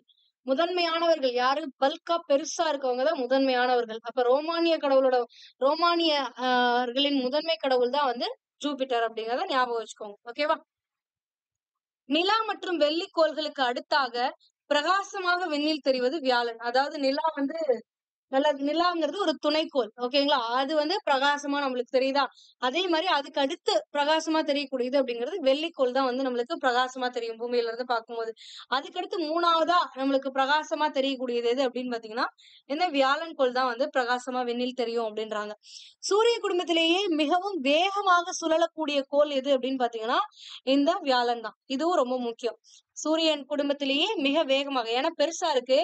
அதனால ரொம்ப ஃபாஸ்டா சுத்துனாதான் அதோட ஒரு ரவுண்ட வந்து கம்ப்ளீட் பண்ண முடியும். அதனால ஓகேங்களா? இக்கோள் வளிமக்கோள் என்று அழைக்கப்படுகிறது. நம்ம ஆல்ரெடி பார்த்தாச்சு. கேசியஸ் பிளானட்ஸ் அப்படிங்கிறது வந்து வியாழன்ல இருந்து இருக்கக்கூடிய எல்லாமே என்னது? Clausius planets. வியாழன், அதுக்கடுத்து என்ன வரும்? சனி, யுரேனஸ், நெப்டியூன் இது எல்லாமே வந்து இந்த 4 கோள்கள் கடைசியா இருக்கக்கூடிய 4 கோள்களுமே வந்துட்டு உங்களுக்கு வளிமக்கோள்கள் அப்படின்னு சொல்லுவாங்க. ஓகேங்களா? சூரியனை போன்றே இதன் வளிமண்டலத்தில் ஹைட்ரஜன் மற்றும் ஹீலியம் வாயுக்கள் காணப்படுகிறது. சூரியன்ல என்ன வாயு காணப்படும்? HE அப்படின்னு ஞாபகம் வச்சுக்கோங்க. Hydrogen, helium. இதுக்கு 1 இருக்கும். இதுக்கு வந்து 2 இருக்கும். Atomic number. சோ அப்ப ஹைட்ரஜன், ஹீலியம். சோ இதே தான் வந்து வியாழன்லயும் காணப்படுது. மிக அதிகமான துணைக்கோள். இது வந்து மிகப்பெரிய கோள். அதனால இதுக்கு வந்து நெறைய சேட்டலைட்ஸ் வேணும். அப்ப மிக அதிகமான துணைக்கோள்களை இக்கோள் கொண்டுள்ளது. 67 கோள்கள், துணைக்கோள்கள் வந்து வியாழனுக்கு இருக்கும். ஓகேங்களா? அவற்றுள் ஸ்பெசிபிக்கா எதெல்லாம் முக்கியமானது? அதுல அந்த 67ல எது பெருசு பெருசா இருக்கு அப்படின்னு பாத்தீங்கன்னா, ஐயோ, யூரோப்பா, கனிமீடு, காலிஸ்டோ ஆகிய சில மிகப்பெரிய துணைக்கோள்கள் ஆகும். இந்த 67ல இருக்கக்கூடியதுல கொஞ்சம் பெருசா இருக்கிறது எது எது அப்படின்னு பாத்தீங்கன்னா, ஐயோ, யூரோப்பா, கனிமேடு, காலிஸ்டோ இதெல்லாமே. ஓகேங்களா? இதெல்லாம் ரொம்ப இம்பார்ட்டன்ட் ஆனது பாயிண்ட்ஸ். இது எல்லாத்தையுமே நோட் பண்ணிக்கோங்க. இந்த 6th ஸ்டாண்டர்ட்ல இருக்கக்கூடிய ஒவ்வொரு லைனும் இம்பார்ட்டன்ட். 11th கூட கொஞ்சம் ஸ்டோரி கொஞ்சம் இது அப்படின்னு பார்க்கலாம். ஆனா இந்த 6th ஸ்டாண்டர்ட பொறுத்தவரைக்கும் எது இம்பார்ட்டன்ட்டோ அத மட்டும் தான் குடுத்திருப்பாங்க. ஒவ்வொரு லைனையும் நீங்க கிளியரா படிக்கணும். அடுத்து உங்களுக்கு தெரியுமா பகுதி? இந்திய விண்வெளி ஆராய்ச்சி நிறுவனம் அதாவது இஸ்ரோ, இந்தியன் ஸ்பேஸ் இது ரிசர்ச் ஆர்கனைசேஷன். இந்திய விண்வெளி ஆராய்ச்சி நிறுவனம் செவ்வாய்க்கோளின் வளிமண்டலம் இப்பதான் பார்த்தோம். ஆர்பிட்ஸையும் ரோவர்ஸையும் வந்து அனுப்பியிருக்கோம் அப்படின்னு சொல்லிட்டு அதை நம்ம இந்தியா கூட அனுப்பியிருக்காங்க. 4வதா தான் நம்ம அனுப்பியிருக்கோம். அதுக்கு முன்னாடியே ஒரு 3 கண்ட்ரிஸ் வந்து அனுப்பியிருப்பாங்க. சோ அதுல வந்து வளிமண்டலம் மற்றும் தரைப்பகுதியை ஆராய்வதற்காக 24/9/2014 அதாவது 24th September 2014 அன்னைக்கு மங்கள்யானை வந்து லான்ச் பண்ணாங்க என்ற விண்கலத்தை அனுப்பியது. மங்கள்யான் மார்ஸ் ஆர்பிட் மிஷன் அப்படிங்கறதா மங்கள்யான். இதனால் இந்தியா செவ்வாய்க்கோளினை ஆராயும் நாடுகளின் பட்டியலில் ரஷ்யா விண்வெளி ஆராய்ச்சி மையம், அடுத்தது நாசா போச்சு, USA ஓடது, அமெரிக்காவோடது, அதுக்கடுத்து ஐரோப்பா போச்சு. சோ அதுக்கடுத்து 4வதா நம்ம போனோம். ஓகேங்களா? இது ரொம்பவே இம்பார்ட்டன்டான ஒண்ணு. ஏன் அப்படின்னு பாத்தீங்கன்னா இந்த டேட்ட ஒரு எக்ஸாம்ல கேட்டு வச்சிருந்தாங்க. எந்த டேட்ல வந்து மங்கள்யான் வந்து லான்ச் பண்ணாங்க அப்படின்னு சொல்லிட்டு, மங்கள்யான் வந்து அனுப்புனாங்க அப்படின்னு சொல்லிட்டு. சோ அதனால இந்த டேட் முதல் கொண்டு வச்சுக்கோங்க. ஏன்னா இது வந்து இட்ஸ் அ மிஷன். இது வந்து நம்ம இந்தியாவுடைய மிகப்பெரிய சாதனைனே சொல்லலாம். சோ வேர்ல்டுல எவ்வளவோ கண்ட்ரிஸ் இருக்கு. 195 கண்ட்ரிஸ் இருக்கு. அதுல வந்து 4th கண்ட்ரியா வந்து நம்ம செவ்வாய் கிரகத்துல போய் வாழ முடியுமா? அங்க என்னென்ன சூழ்நிலைகள் இருக்கு அப்படின்னு ஆராய்ச்சி செய்ய போனோம். சோ இப்ப வேர்ல்டுலயே 4த்தா நம்ம போறோம் அப்படின்னா மிகப்பெரிய இது. ஓகேங்களா? அதுலயும் கொண்டு போய் தரையெல்லாம் இறக்கணும். மங்கள்யானை. சோ இதனால ரொம்பவே இம்பார்ட்டன்ட். சோ இந்த டேட்டோட ஞாபகம் வச்சுக்கோங்க. அண்ட் 4த்தா தான் நம்ம போனோம் அப்படிங்கறதையுமே ஞாபகம் வச்சுக்கோங்க. ஃபர்ஸ்ட் செவ்வாய் கிரகத்துக்கு ஆராய்ச்சி செய்ய போனது எது அப்படின்னு பாத்தீங்கன்னா ரஷ்யா. சோ அதையும் நோட் பண்ணி வச்சுக்கோங்க. சோ நெக்ஸ்ட் இந்த மேப் கொடுத்திருப்பாங்க. இந்த மேப் வந்து நீங்க புக்ல பாத்துக்கோங்க. சுழலும் காலம், துணைக்கோள்களோட எண்ணிக்கை அப்படிங்கறத கொடுத்திருப்பாங்க. சோ இங்க ஒவ்வொரு கோளுக்குமே கொடுத்திருப்பாங்க. புதன் இங்க இருக்கு பாருங்க.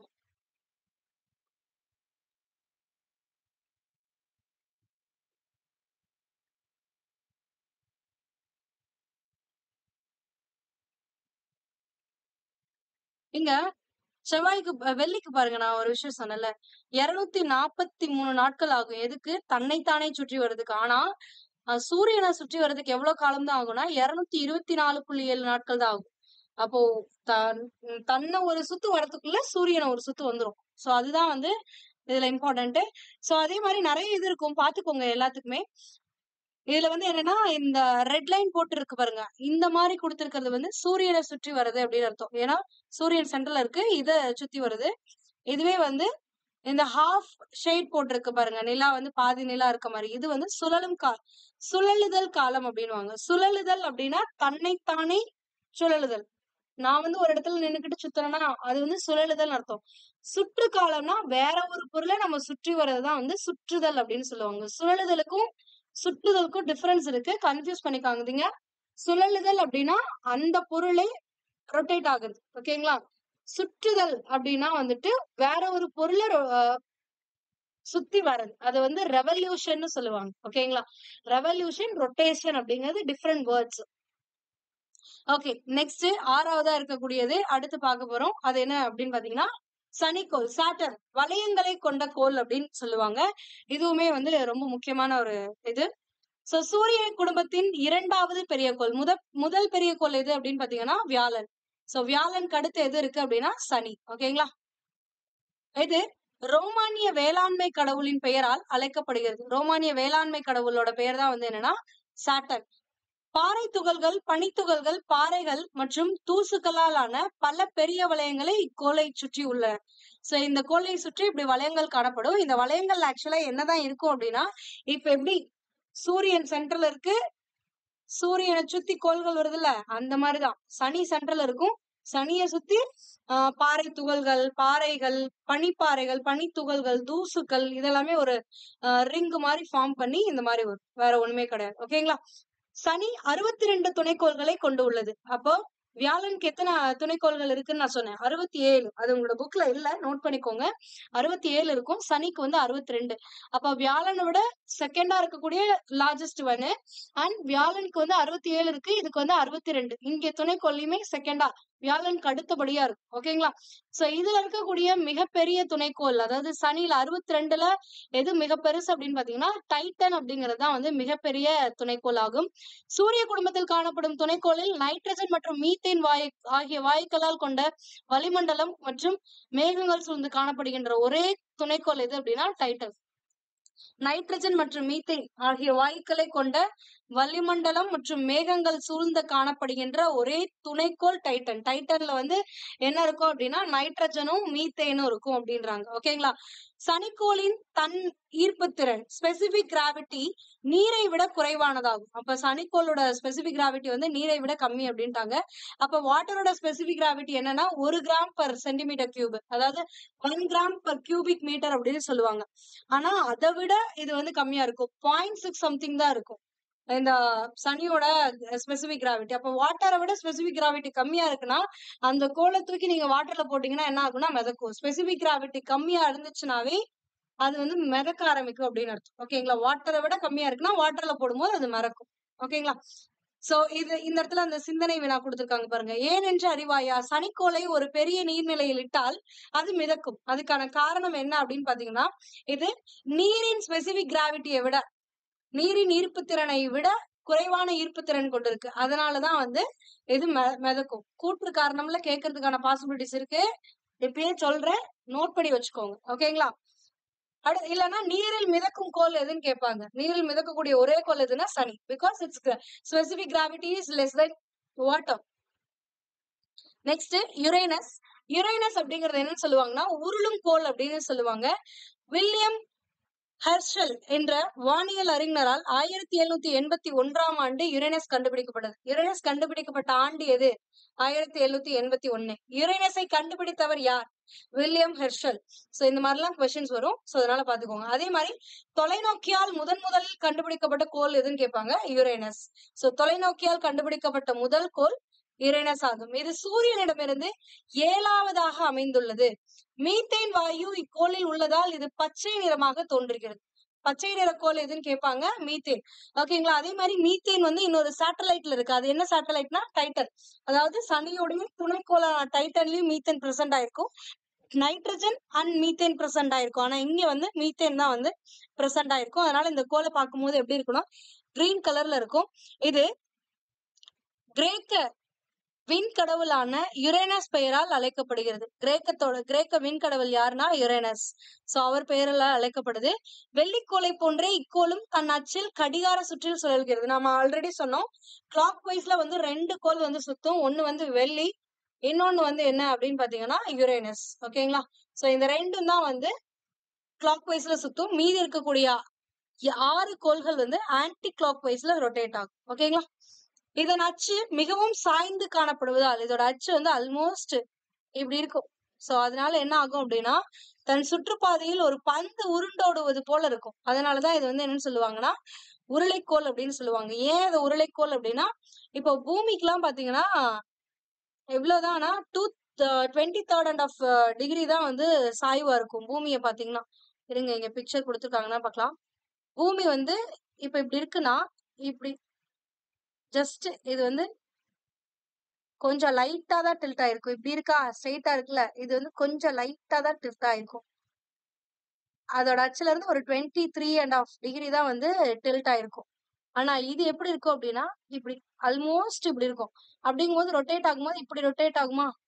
சோ அப்ப வந்து உருண்டுட்டு போற மாதிரி இருக்கும். அதுதான் வந்து இங்க கொடுத்திருப்பாங்க. வேற ஒண்ணுமே கிடையாது. ஓகே. சோ உருளைக்கோள் எதுன்னு கேட்பாங்க, யுரேனஸ். யுரேனஸின் 27 துணைக்கோளில் டைட்டானியா மிகப்பெரியதாகும். அப்ப யுரேனஸ்க்கு எத்தனை துணைக்கோள் இருக்குன்னா 27. இதுல மிக பெருசு எதுனா டைட்டானியா. ஆனா சனிக்கு டைட்டன், அதுக்கடுத்து வருது டைட்டானியா, அடுத்து வருது ட்ரைட்டன் அப்படின்ற மாதிரி ஞாபகம் வச்சுக்கோங்க. அடுத்து கடைசியா இருக்கக்கூடியது எதுனா நெப்டியூன். நெப்டியூன் தான் வந்து குளிர்ந்த கோள். ஏன்னா இது சூரியன்ல இருந்து ரொம்ப தூரத்துல இருக்கறனால குளிர்ந்த கோள் அப்படிம்பாங்க. சூரிய குடும்பத்தில் 8வது கோள் மற்றும் மிக தொலைவில் அமைந்துள்ள கோள் எது அப்படின்னா நெப்டியூன். ரோமானிய கடவுள் ரோமானிய கடல் கடவுளின் பெயரை கொண்ட இக்கோள் பலத்த காற்று வீசும். இதுல வந்து காற்று வந்து ஃபாஸ்டா வீசக்கூடியது. சோ அதனால இதையும் ஞாபகம் வச்சுக்கோங்க. இந்த மிக வேகமாக சுழலக்கூடிய கோள் வியாழன், மிக பலத்த காற்று வீசக்கூடிய கோள் நெப்டியூன். இது எல்லாமே ரொம்ப இம்பார்ட்டன்ட். ஓகேங்களா? இதுல வந்து எத்தனை துணைக்கோள்கள் இருக்கு அப்படின்னா 14 துணைக்கோள்கள் இருக்கு நெப்டியூன்ல. இதுல மிகப்பெரிய அந்த 14ல எது பெருசு அப்படின்னா ட்ரைட்டன் அப்படிங்கறதா மிகப்பெரியது. நெப்டியூன் சூரியனிடமிருந்து மிக தொலைவில் உள்ளதால் மிகவும் குளிர்ந்து காணப்படுகிறது. இக்கோளில் காணப்படும் நீலம் மற்றும் வெள்ளை நிறமானது யுரேனஸ் கோளில் இருந்து இதை வேறுபடுத்தி காட்டுகிறது. ஓகேங்களா? சோ இதுல நீலம் மற்றும் வெள்ளை நிறமா இருக்கிறதுனாலதான் வந்து யுரேனஸ் கோளில் இருந்து இது வேறுபடுத்தி காணப்படுகிறது. இப்போ நான் உங்ககிட்ட ஸ்டார்டிங்ல ஒரு கொஸ்டின் கேட்டேன். இந்த திசைவேகம் வரும்பொழுது இது ஞாபகம் இருக்கணும். ஒளியின் வேகத்துல செல்றீங்க, விண்கலத்துல பயணம் செய்யறதா இமேஜின் பண்ண சொல்றாங்க. அப்ப சூரியனை சென்றடைய எவ்வளவு நேரம் ஆகும் அப்படின்னு கேட்டிருக்காங்க. ஓகேங்களா? சோ இதுக்கான ஆன்சர் என்ன அப்படிங்கறத நீங்க தான் கமெண்ட் பண்ணும். உங்களுக்கு ஒருவேளை டிஎன்பிஎஸ்சில இதே கேள்வி கேட்கறதுக்கான பாசிபிலிட்டிஸ் இருக்கு. ஓகேங்களா? சோ அதனால கொஞ்சம் மைண்ட யூஸ் பண்ணி சொல்லுங்க. அதாவது ஒளியின் வேகம் அப்படின்னா ஒளி எவ்வளவு ஃபாஸ்டா போகுமோ அவ்வளவு ஃபாஸ்டா நீங்க ஒரு ஏர்கிராஃப்ட்ல போறீங்க அப்படின்னா நீங்க இங்க பூமியில இருந்து சூரியனை சென்றடைய எவ்வளவு நேரம் ஆகும் அப்படின்னு கேக்குறாங்க. ஓகேவா? இத நம்ம இப்படி கூட சொல்லலாம். சூரியன்ல இருந்து ஒளி வேகத்துல நம்ம பூமிக்கு வரணும் அப்படின்னா எவ்வளவு நேரம் ஆகும் அப்படிங்கறது உங்களுக்கு நல்லா கிளியரா தெரியும். சோ அதே இத ரிவர்ஸ்ல இங்க கேட்டிருக்காங்க. சோ அதுக்கான ஆன்சர் என்ன அப்படிங்கறத நீங்க கமெண்ட் பண்ணுங்க. சோ இது ரொம்பவே இம்பார்ட்டன்டான ஒரு கொஸ்டினும் கூட. ஓகே. Next one. அவ்வளவுதான். 8 கோள்கள் பார்த்தாச்சா? இதுக்கப்புறம் இருக்கக்கூடிய வான்பொருட்கள் அப்படிங்கறத பார்க்க போறோம். இதுல வந்து ஃபர்ஸ்ட் கொடுத்திருக்கிறது குறுங்கோள் அப்படின்னுக்காங்க. டார்க் பிளானட்ஸ் அப்படின்னு சொல்லுவாங்க. ஆக்சுவலா இங்க தமிழ் மீனிங்ல மட்டும்தான் உங்களுக்கு கன்ஃபியூஸ் ஆகும். இங்கிலீஷ் மீடியம்ல நீங்க படிச்சீங்கன்னா இந்த ட்ரஃப்கோல்ஸும் ஆஸ்ட்ராய்ட்ஸும் வந்து கன்ஃபியூஸ் பண்ணாது. இந்த குறுங்கோள் சிறுகோள்களுக்கு வந்து நிறைய பேருக்கு டவுட் வரும். ஏன்னா இப்பயே வந்து கன்ஃபியூஸ் ஆவீங்க. புக்ல படிச்சிருந்தீங்கன்னா கன்ஃபியூஸ் ஆவீங்க. இது வேற இது வேறையானா அப்கோர்ஸ் ரெண்டுமே டோட்டலி டிஃப்ரெண்ட். ஆனா இந்த தமிழ் மீனிங் டிரான்ஸ்லேஷன் தான் வந்து கொஞ்சம் இதா இருக்கு. ஓகேங்களா? Actually dwarf planets sorry dark planets அப்படிங்கிறது என்னன்னா குள்ளக்கோள்கள் அப்படின்னு சொல்லுவாங்க. குள்ளக்கோள்கள். That is the actual translation. ஓகேங்களா? குறுங்கோள் இல்ல குள்ளக்கோள்கள் அப்படிங்கறத மாத்திக்கோங்க. இல்லைன்னா கொடுத்திருந்தாங்க அப்படின்னா இங்கிலீஷ்ல பாத்துக்கோங்க. இந்த இதுக்கு மட்டும் இங்கிலீஷ் இதை ஞாபகம் வச்சுக்கோங்க. டார்க் பிளானட்ஸ்னா என்ன, ஆஸ்ட்ராய்ட்ஸ்னா என்ன அப்படிங்கறத ஞாபகம் வச்சுட்டு இங்கிலீஷ் இந்த மாதிரி கொஸ்டின் வரும்போது இங்கிலீஷ்ல ரீட் பண்ணிக்கோங்க. நெப்டியூன் கோள்களுக்கு அப்பால் தொலைவில் காணப்படும் சிறிய விண்பொருட்கள் குறுங்கோள்கள் ஆகும். அப்ப நெப்டியூன் தான் வந்து கடைசி கோள் அப்படின்னு பார்த்தோம். அப்ப அதோட முடிஞ்சிச்சா அப்படின்னா அதுக்கப்புறம் ஒரு பெல்ட் மாதிரி இருக்கும். அந்த பெல்ட்ல வந்து நிறைய டார்க் பிளானட்ஸ் இருக்கும். சோ இதுல ஒன் ஆஃப் த பிளானட் தான் வந்து என்னன்னா ப்ளூட்டோல. ஏன்னா ப்ளூட்டோ வந்து கோள்ல இருந்து குள்ளக்கோளா மாறினதுக்கான காரணம் என்னன்னா அதோட வட்டப்பாதையை விட்டு விலகிருச்சு. அப்ப அதோட வட்டப்பாதையில இருந்து விலகி வேற ஒரு கோளோட வட்டப்பாதையில சுழன்றுகிட்டு இருக்கு. தனக்குன்னு ஒரு வட்டப்பாதை இல்ல அப்படின்னாவே அது வந்து டார்க் பிளானட்ஸ்ல கொண்டு வந்துருவாங்க. ஓகேங்களா? கோள்களுக்கு இருக்கக்கூடிய அனைத்து தன்மைகளும் இருக்கும். ஆனா தனக்குன்னு ஒரு வட்டப்பாதை மட்டும் இருக்காது. அப்படி இருந்துச்சுன்னா அதுதான் வந்து டார்க் பிளானட்ஸ் அப்படின்னு சொல்லுவாங்க. புரிஞ்சா நான் என்ன சொல்றேன்றது? இப்ப பூமிக்கு அப்படின்னா பூமிக்கு ஒரு வட்டப்பாதை, நீள்வட்டப்பாதை இருக்கு. சனினா சனிக்கு ஒரு வட்டப்பாதை இருக்கு. அதுல சனி தான் சுத்தி வரும். சனிய வந்து எந்த ஒரு கோளும் வந்து டிஸ்டர்ப் பண்ணாது. பூமி போய் சனியோட வட்டப்பாதையில டிஸ்டர்ப் பண்ணாது. சோ அந்த மாரி ஒரு கோளுக்கு ஒரு வட்டப்பாதை இருக்கணும். அப்படி இருந்துச்சுன்னா அது கோள். ஓகேங்களா? அதுவே ஒரு கோள் அளவுல இருக்கு. ஆனா அதுக்குன்னு ஒரு தனியான ஒரு வட்டப்பாதை இல்ல அப்படின்னா அதுதான் வந்து வாஸ்ட் பிளானட்ஸ். இவ்வளவுதான் டிஃபரன்ஸ். வேற ஒண்ணுமே கிடையாது. ஓகேங்களா? அவை மிக குளிர்ந்தும் ஏன்னா ரொம்ப தூரத்துல இருக்குல்ல, நெப்டியூனுக்கு அப்புறம் இருக்கு அப்படின்னா அப்ப லைட்டே வந்து இருக்காது அந்த இடத்துல. அப்ப வந்து ஒளியே இல்லை அப்படிங்கும்போது வெப்பம் அப்படிங்கிறது பாசிபிளே இல்லை. சோ அப்ப மிக குளிர்ந்தும் ஒளி இல்லாமலும் காணப்படுகின்றது. கோள வடிவில் காணப்படும் இவை கோள்களைப் போலவே இல்லாமல் தனது சுற்றுப்பாதையை பிற குருளை கோள்களுடன் பகிர்ந்து கொள்ளும். புரிஞ்சுச்சுங்களா? இதுக்குன்னு தனியா வந்து சுற்றுப்பாதை இருக்காது. இது மற்ற சுற்றுப்பாதை வந்து பகிர்ந்திருக்கும். ஓகேங்களா? சோ அந்த மாதிரி இருக்கக்கூடியது எது எது பாத்தீங்கன்னா ப்ளூட்டோ, செரஸ், ஈரிஸ், மேக்மேக் மற்றும் ஹௌமியா இந்த 5 குறுங்கோள்கள் தான் இப்போ வரைக்கும் காணப்படுது. 5 குள்ளக்கோள்கள் அப்படின்னு எழுதிக்கோங்க. இல்லைன்னா வாஸ்ட் பிளானட்ஸ்னு பாத்துக்கோங்க. தமிழ்ல குறுங்கோள்கள் கொடுத்தாலும் ஒன்ஸ் இங்கிலீஷ்ல செக் பண்ணிக்கோங்க.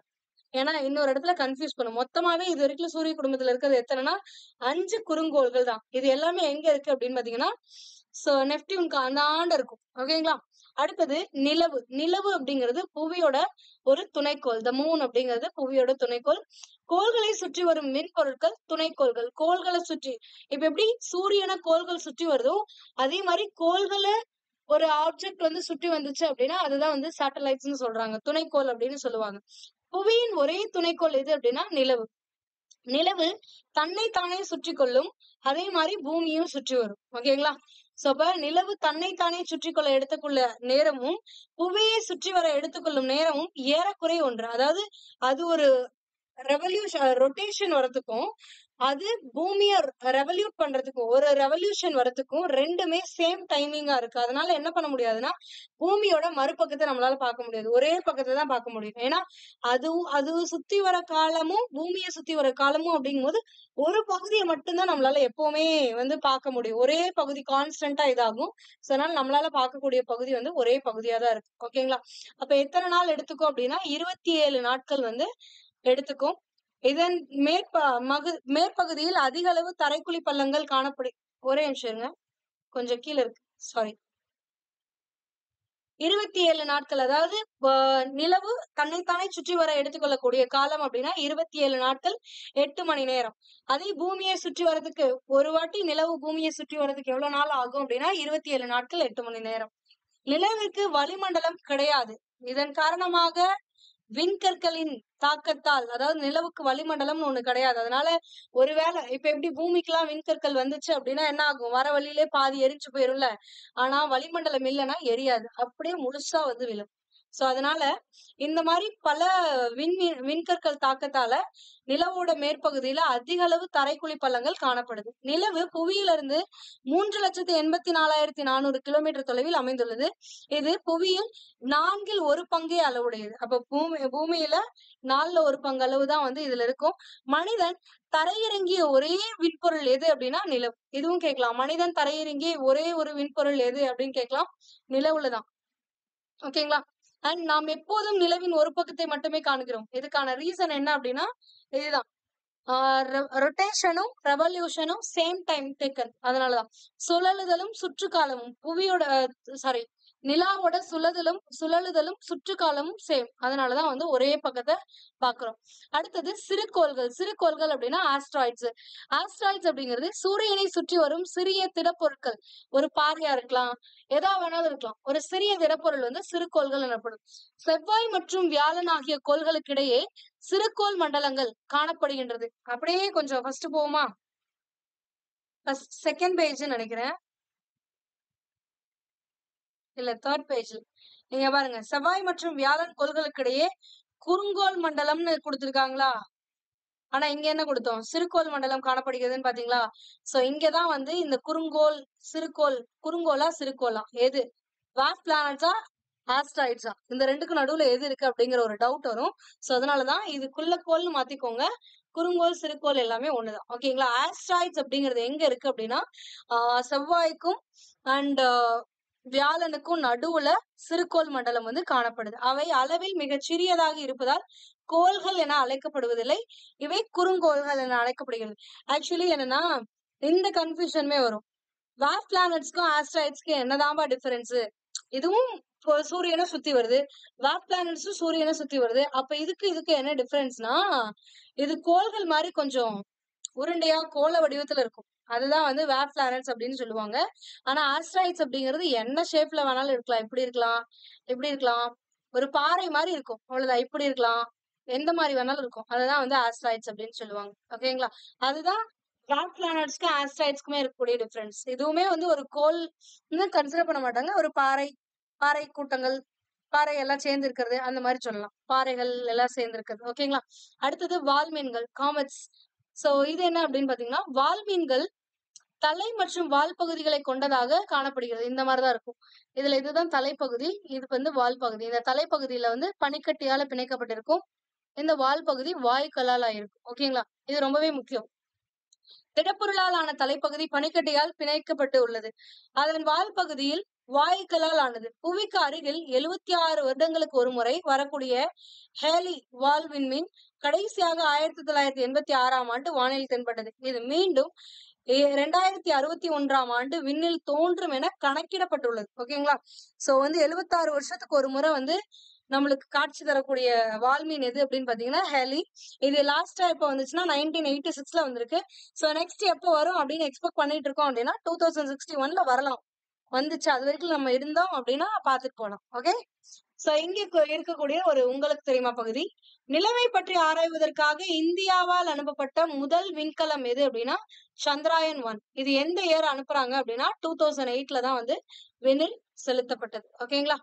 சோ நெக்ஸ்ட் வந்து என்னன்னா விண்கற்கள், விண்வீல் கற்கள், இந்த ரெண்டுக்குமான டிஃபரன்ஸ் என்ன? விண்கல்னா என்ன, விண்வீல் கற்கள்னா என்ன அப்படிங்கறத தெரிஞ்சிருக்கணும். ரெண்டுமே ஒண்ணுதான். அதாவது வளிமண்டலத்துக்கு மேல விண்கர் தான், வளிமண்டலத்தை தாண்டி வந்து பூமியில விழுந்துருச்சு அப்படின்னா அது விண்வீல்கர். பூமிக்கு வரும் பொழுது ஒண்ணுமே இல்லாம எரிஞ்சு போயிருச்சு அப்படின்னா அது விண்கர். புரிஞ்சா? அதாவது மேல இருந்து வரக்கூடிய அந்த ஸ்டார்ஸ் தான் விண்கற்கள் தான், எரிக்கற்கள்னு சொல்லுவாங்க. அது பூமிய வளிமண்டலத்துல வரும் பொழுது உராய்வின் காரணமா எரியும். அப்படி எரிஞ்சு முழுசா அழிஞ்சு காத்தோட காத்தா போயிருச்சுன்னா அது விண்கல். அதுவே அது எரியாம ஒரு போர்ஷன் வந்து பூமி மேல தாக்கப்பட்டு ஒரு பள்ளம் உருவாகுது அப்படின்னா அது விண்வீல்கல். அவ்வளவுதான். ஓகேங்களா? சோ இதுதான் இங்க கொடுத்திருப்பாங்க. சூரிய குடும்பத்தில் காணப்படும் சிறு கற்கள், சூரிய குடும்பத்தில் காணப்படும் சிறு கற்கள் மற்றும் உலோக பாறைகளால் ஆன விண்பொருட்கள் விண்கற்கள். அதாவது உலோக பாறைகள் தான் வந்து விண்கற்கள் அப்படின்னு சொல்றோம். இந்த விண்கற்கள் புவியின் வளிமண்டலத்தை அடையும் போது உராய்வின் காரணமாக எரிந்து ஒளிர்வதால் எரி நட்சத்திரம் என்று அழைக்கப்படுகிறது. அப்ப மேல இருந்து வரும்போதெல்லாம் பாறை தான், வளிமண்டலத்துக்கு வரும்போதுதான் இது எரியவே ஆரம்பிக்கும். எதனால எரியுது அப்படின்னா உராய்வின் காரணமா, வளிமண்டலத்தோட இது ஃபோர்ஸா வரும்போது அந்த உராய்வின் ஃபிரிக்ஷன் ரீசன்னால என்ன ஆகும் அப்படின்னா எரிய ஆரம்பிச்சிரும். அதனால இது வந்து எரி நட்சத்திரம் அப்படின்னு சொல்றாங்க. ஆனால் வளிமண்டலத்தை தாண்டி புவியின் மேற்பரப்பை தாக்கும் விண்கற்கள் விண்வீல் கற்கள் என்று அழைக்கப்படுகிறது. சோ வளிமண்டலத்தை தாண்டியும் எரிஞ்சு கொஞ்சம் போர்ஷனோட வந்து பூமியோட சர்ஃபேஸால தாக்கிடுச்சு அப்படின்னா தாக்கி ஒரு பள்ளத்தை உருவாக்குதுன்னா தட் இஸ் விண்வீல் கற்கள். ஓகேங்களா? அதே அந்த மாதிரி பள்ளம் எல்லாம் உருவாக்கல, மேல இருந்து வரும்போதே செத்து போச்சு சொல்லக்கூடாது, தெரிஞ்சு போச்சு அப்படின்னா அது வந்து விண்கற்கள். ஓகே, சோ நெக்ஸ்ட் வந்து என்னன்னா புவியின் இயக்கம், மோஷன் ஆஃப் த எர்த் அப்படின்றாங்க. மோஷன் ஆஃப் த எர்த் அப்படின்னா என்னன்னா, சூரியனை காலையிலோ அல்லது மதியமோ அல்லது மாலையிலோ கவனித்ததுண்டா? நாள் முழுவதும் அது ஓரிடத்திலே காணப்படுகிறதா அல்லது மாறுபடுகிறதா?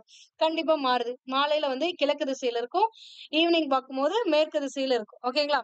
பூமி சூரியனை இடைவிடாமல் சுற்றி வருவதே இதற்கு காரணம். ஏன் வந்து சூரியன் வந்து கிழக்குல இருந்து மேற்கு வர மாதிரி ஒரு இது நம்மளுக்கு தெரியுது, ஒரு ப்ரொஜெக்ஷன் தெரியுது அப்படின்னு பாத்தீங்கன்னா இதுக்கான ரீசன் சூரியனை வந்து பூமி சுற்றி வருது. அதனாலதான் ஆக்சுவலி சூரியன் நம்மளுக்கு நகர்ற மாதிரி தெரியும், ஆனா சூரியன் நகராது. எதுதான் நகருது? பூமி தான் நகருது. பூமியோட நகர்வுனாலதான் சூரியன் நகர்ற மாதிரி நம்மளுக்கு தெரியுது. இதுக்கு பின்னாடி ஒரு கான்செப்ட் இருக்கு, அது நம்மளுக்கு அடுத்து கொடுத்துருப்பாங்க பாருங்க. நமது கண்களுக்கு சூரியன் நகர்வதை போன்று தோன்றினாலும் அது உண்மை அல்ல. எவ்வாறெனில், நாம் பேருந்திலோ அல்லது புகைவண்டியிலோ செல்லும் பொழுது மரங்கள், விளக்கு கம்பங்கள், கட்டிடங்கள் வேகமாக நாம் செல்லும் திசைக்கு எதிர் திசையில் நகர்வதை பார்த்திருப்போம். அதாவது நம்ம பஸ்ல போனோம்னு வச்சுக்கோங்களேன், அப்ப ஜன்னல் வழியா பாக்குறீங்க அப்படின்னா வெளியில இருக்கக்கூடிய ஆப்ஜெக்ட்ஸ் எல்லாமே நாம போற டைரக்ஷன் ஒன்னா இருக்கும், அதுக்கு ஆப்போசிட் டைரக்ஷன்ல பின்னாடி நம்மளுக்கு பின்னாடி வேகமா ஓடிட்டு இருக்க மாதிரி இருக்கும். சோ அதுக்கான ரீசன், அப்போ நம்ம ஒரு டைரக்ஷன்ல போயிட்டு இருக்கோம் அப்படின்னா நிலையா இருக்கக்கூடிய ஸ்டேஷனரி ஆப்ஜெக்ட்ஸ் எல்லாமே நம்மளுக்கு ஆப்போசிட் டைரக்ஷன்ல மூவ் ஆகுற மாதிரி இருக்கும். அதுதான். அப்ப பூமி தான் வந்து எந்த டைரக்ஷன்ல சுழலும் அப்படின்னு நம்ம ஆல்ரெடி பாத்துட்டோம். ஆன்டி கிளாக் வைஸ் டைரக்ஷன்ல சுத்தும். ஆன்டி கிளாக் வைஸ் டைரக்ஷன்னா இப்படி, விச் மீன்ஸ் வெஸ்ட்ல இருந்து ஈஸ்டா வந்து ரொட்டேட் ஆகும் அப்படிங்கறத ஆன்டி கிளாக் வைஸ் டைரக்ஷன்ல சுத்தும் அப்படின்னு நம்ம சொன்னோம். அப்ப நம்ம ஆன்டி கிளாக் வைஸ் டைரக்ஷன்ல போறோம்னா நிலையா இருக்கக்கூடிய ஆப்ஜெக்ட்ஸ் வந்து நம்மளுக்கு எப்படி தெரியும்னா கிளாக் வைஸ் டைரக்ஷன்ல ரொட்டேட் ஆகுற மாதிரி தெரியும். அப்ப ஈஸ்ட்ல இருந்து வெஸ்ட் போற மாதிரி தெரியும். அதனாலதான் சூரியன் ஈஸ்ட்ல இருந்து வெஸ்ட் போற மாதிரி நம்மளுக்கு தெரியும். புரிஞ்சா எல்லாருக்குமே? அதாவது நம்ம தான் வெஸ்ட்ல இருந்து ஈஸ்ட் டைரக்ஷன்ல ரொட்டேட் ஆகுறோம். அதாவது பூமி தான் எதிர் கடிகார சுற்றுல வந்து சுழலுது. அப்படிங்கும் பொழுது இப்ப எப்படி நம்ம பஸ்ல முன்னாடி போகும்பொழுது பஸ்ல இருந்து வெளியில பார்க்கக்கூடிய அந்த நிலையான பொருட்கள் எல்லாமே ஒரே இடத்துல இருக்கக்கூடிய பொருட்கள் எல்லாம் நம்மளுக்கு பின்னாடி போற மாதிரி தோணுது, ரிவர்ஸ்ல போற மாதிரி தோணுது இல்ல, அதேதான். அப்ப நம்ம வெஸ்ட்ல இருந்து ஈஸ்ட் போறதுனாலதான் நம்மளுக்கு வெளியில நிலையா இருக்கக்கூடிய சூரியன் வந்து அப்படியே ரிவர்ஸ்ல போற மாதிரி தெரியும், ஈஸ்ட்ல இருந்து வெஸ்ட் போற மாதிரி தெரியும். ஓகேங்களா? சோ இதுதான் இங்க கொடுத்திருப்பாங்க. அதே போன்று புவி சூரியனை மேற்கிலிருந்து கிழக்காக சுற்றி வருவதால் சூரியன் கிழக்கிலிருந்து மேற்கு செல்வதாக தோன்றுகிறது. புவியின் சுழற்சியை பற்றி புரிந்து கொள்ள அதன் வடிவத்தை பற்றியும் சாய்வை பற்றியும் அறிந்திருக்க வேண்டும். ஏன் இதோட சுழற்சியை புரிஞ்சுக்கணும் அப்படின்னா அதோட சாய்வையும் அதோட வடிவமும் நம்மளுக்கு தெரிஞ்சிருக்கணும் அப்படின்றாங்க. புவியின் வடிவமும் சாய்வும், ஷேப் அண்ட் இன்க்ளினேஷன். இன்க்ளினேஷன்னா சாய்வுன்னு அர்த்தம். Inclination of the earth. So புவி கோள வடிவமானது. இது தன் அச்சில் சுழல்கிறது. புவி வடதுருவத்திலிருந்து புவியின் மையத்தின் வழியாக தென்துருவம் வரை செல்லக்கூடிய ஒரு கற்பனை கூட. இப்ப பூமி இப்படி இருக்கு அப்படின்னா இது நார்த் போல், இது சவுத் போல்னா இந்த ரெண்டு போலுக்கு நடுவுல வரையக்கூடிய இந்த கற்பனை கூட தான் வந்து என்னன்னு சொல்றாங்க அப்படின்னா இந்த மையம் அப்படின்னு சொல்றாங்க. தன் அச்சு, அதாவது புவியோட அச்சு அப்படின்னு சொல்றது. ஓகேங்களா? புவியின் அச்சு எனப்படும். புவி தன் அச்சில் 23.5 டிகிரி சாய்ந்து காணப்படுகிறது. அப்ப புவி இப்படி ஸ்ட்ரெயிட்டா இல்ல, புவி இப்படி இருக்கு, இப்படி. அதாவது இங்க இருந்து ஒரு 23.5 டிகிரி சாஞ்சிருக்கு. தன்னோட அச்சுலதான் ஒரு 23, இங்க இருந்து ஒரு 23 வந்து சாஞ்சிருக்கு. ஓகேங்களா? தன் சுற்றுவட்ட பாதைக்கு 66.5 டிகிரி கோணம் சாய்ந்திருக்கு. அப்ப இது என்ன மேம், இது என்ன மேம் அப்படின்னு கேப்பீங்க. இவ்வளவு சாஞ்சிருக்குல்ல, இது சுற்றுவட்ட பாதைனா இப்படி ரவுண்டா இருக்கும், அதுலதான் இப்படி சாஞ்சு போயிட்டு இருக்கு. அப்ப இதோட ஏற்படுத்தக்கூடிய கோணம் அப்படிங்கிறது இது எவ்வளவு அப்படின்னு பாத்தீங்கன்னா 6.5 டிகிரி. ஏன்னா ஒரு ஸ்ட்ரெயிட் லைன்ங்கிறது 90 டிகிரி. 90 டிகிரில 23 டிகிரி தன்னச்சு கோணத்துல, அதாவது புவியோட அச்சுல 23 டிகிரி. புவியோட அச்சுங்கிறது ஸ்ட்ரெயிட்டா இருக்கிறது. இதுல இருந்து ஒரு 23 டிகிரி சாஞ்சிருக்கு. ஆனா இதோட சுற்றுப்பாதைங்கிறது கீழே இருக்கிறது. அப்ப கீழ இருந்து இந்த அச்சு எவ்வளவு இதுல இருக்கு, ஆங்கிள் இருக்கு அப்படின்னா 66.5 டிகிரி கோணத்துல இருக்கு. அது எப்படி எக்ஸாக்டானா ரெண்டையும் ஆட் பண்ணா 90 வரணும். ஏன்னா இதுதான் வந்து 90 டிகிரி இருக்கணும். இப்படி இருக்கிறது, இப்படி பிளஸ் மாதிரி இருந்துச்சு அப்படின்னா அது 90. ஓகேங்களா? சோ இதுதான் வந்து 90. அடுத்தது புவியின் சுழலும் வேகம் நிலநடுக்கோட்டு பகுதியில் 1670 கிலோமீட்டர் ஆகவும் 60 டிகிரி வடக்கட்ச ரேகையில் 845 கிலோமீட்டர் ஆகும். அதாவது இதை வந்து பிரிப்பாங்க 30 டிகிரி, 60 டிகிரி, 90 டிகிரி அப்படின்லாம். சோ அப்ப நிலநடுக்கோட்டு பகுதியை வந்து 0 டிகிரின்னு சொல்லுவோம். 0, 30, 60 இப்படி போகும். ஓகேங்களா? இதுல நிலநடுக்கோடுங்கிறது இந்த பகுதி. இந்த பகுதியில பூமியோட சுழல்ற வேகம் எவ்வளவு இருக்கும் அப்படின்னா 1670 கிலோமீட்டர் பர் ஹவரா இருக்கும். ஆனா அதுவே இந்த 60 லைன்ல பாத்தீங்க அப்படின்னா 845 கிலோமீட்டர் பர் ஹவரா தான் இருக்கும். ஓகேங்களா? மேம் ஒரே வேகத்துல தானே மேம் பூமி சுத்தும், அப்ப எப்படி மேம் இந்த டிஃபரன்ஸ் வருது? ஒரே பூமி தானே, அப்ப இந்த ஆங்கிள் இருந்து பார்க்கும்போது டிஃபர் ஆகுது, இந்த ஆங்கிள் இருந்து டிஃபர் ஆகுமா அப்படின்னு பாத்தீங்கன்னா ஒண்ணும் இல்ல, இது ஒரே வேகத்துலதான் சுத்துது. பட் இந்த இடத்துல பார்க்கும் பொழுது அந்த வேகத்துல இது வந்து ஒரு மணிக்கு 1670 கிலோமீட்டர் சுத்தி வந்த மாதிரி இருக்கும். ஆனா இப்போ இந்த இதையே வச்சுக்கோங்களேன், இது கோள வடிவமா இருக்கா, இங்க இருந்து இது வரைக்கும் அதிக டிஸ்டன்ஸ் இருக்கா, ஆனா 60 டிகிரிங்கும் போது இங்க இருந்து இது கம்மியா இருக்குல்ல, அதுதான்.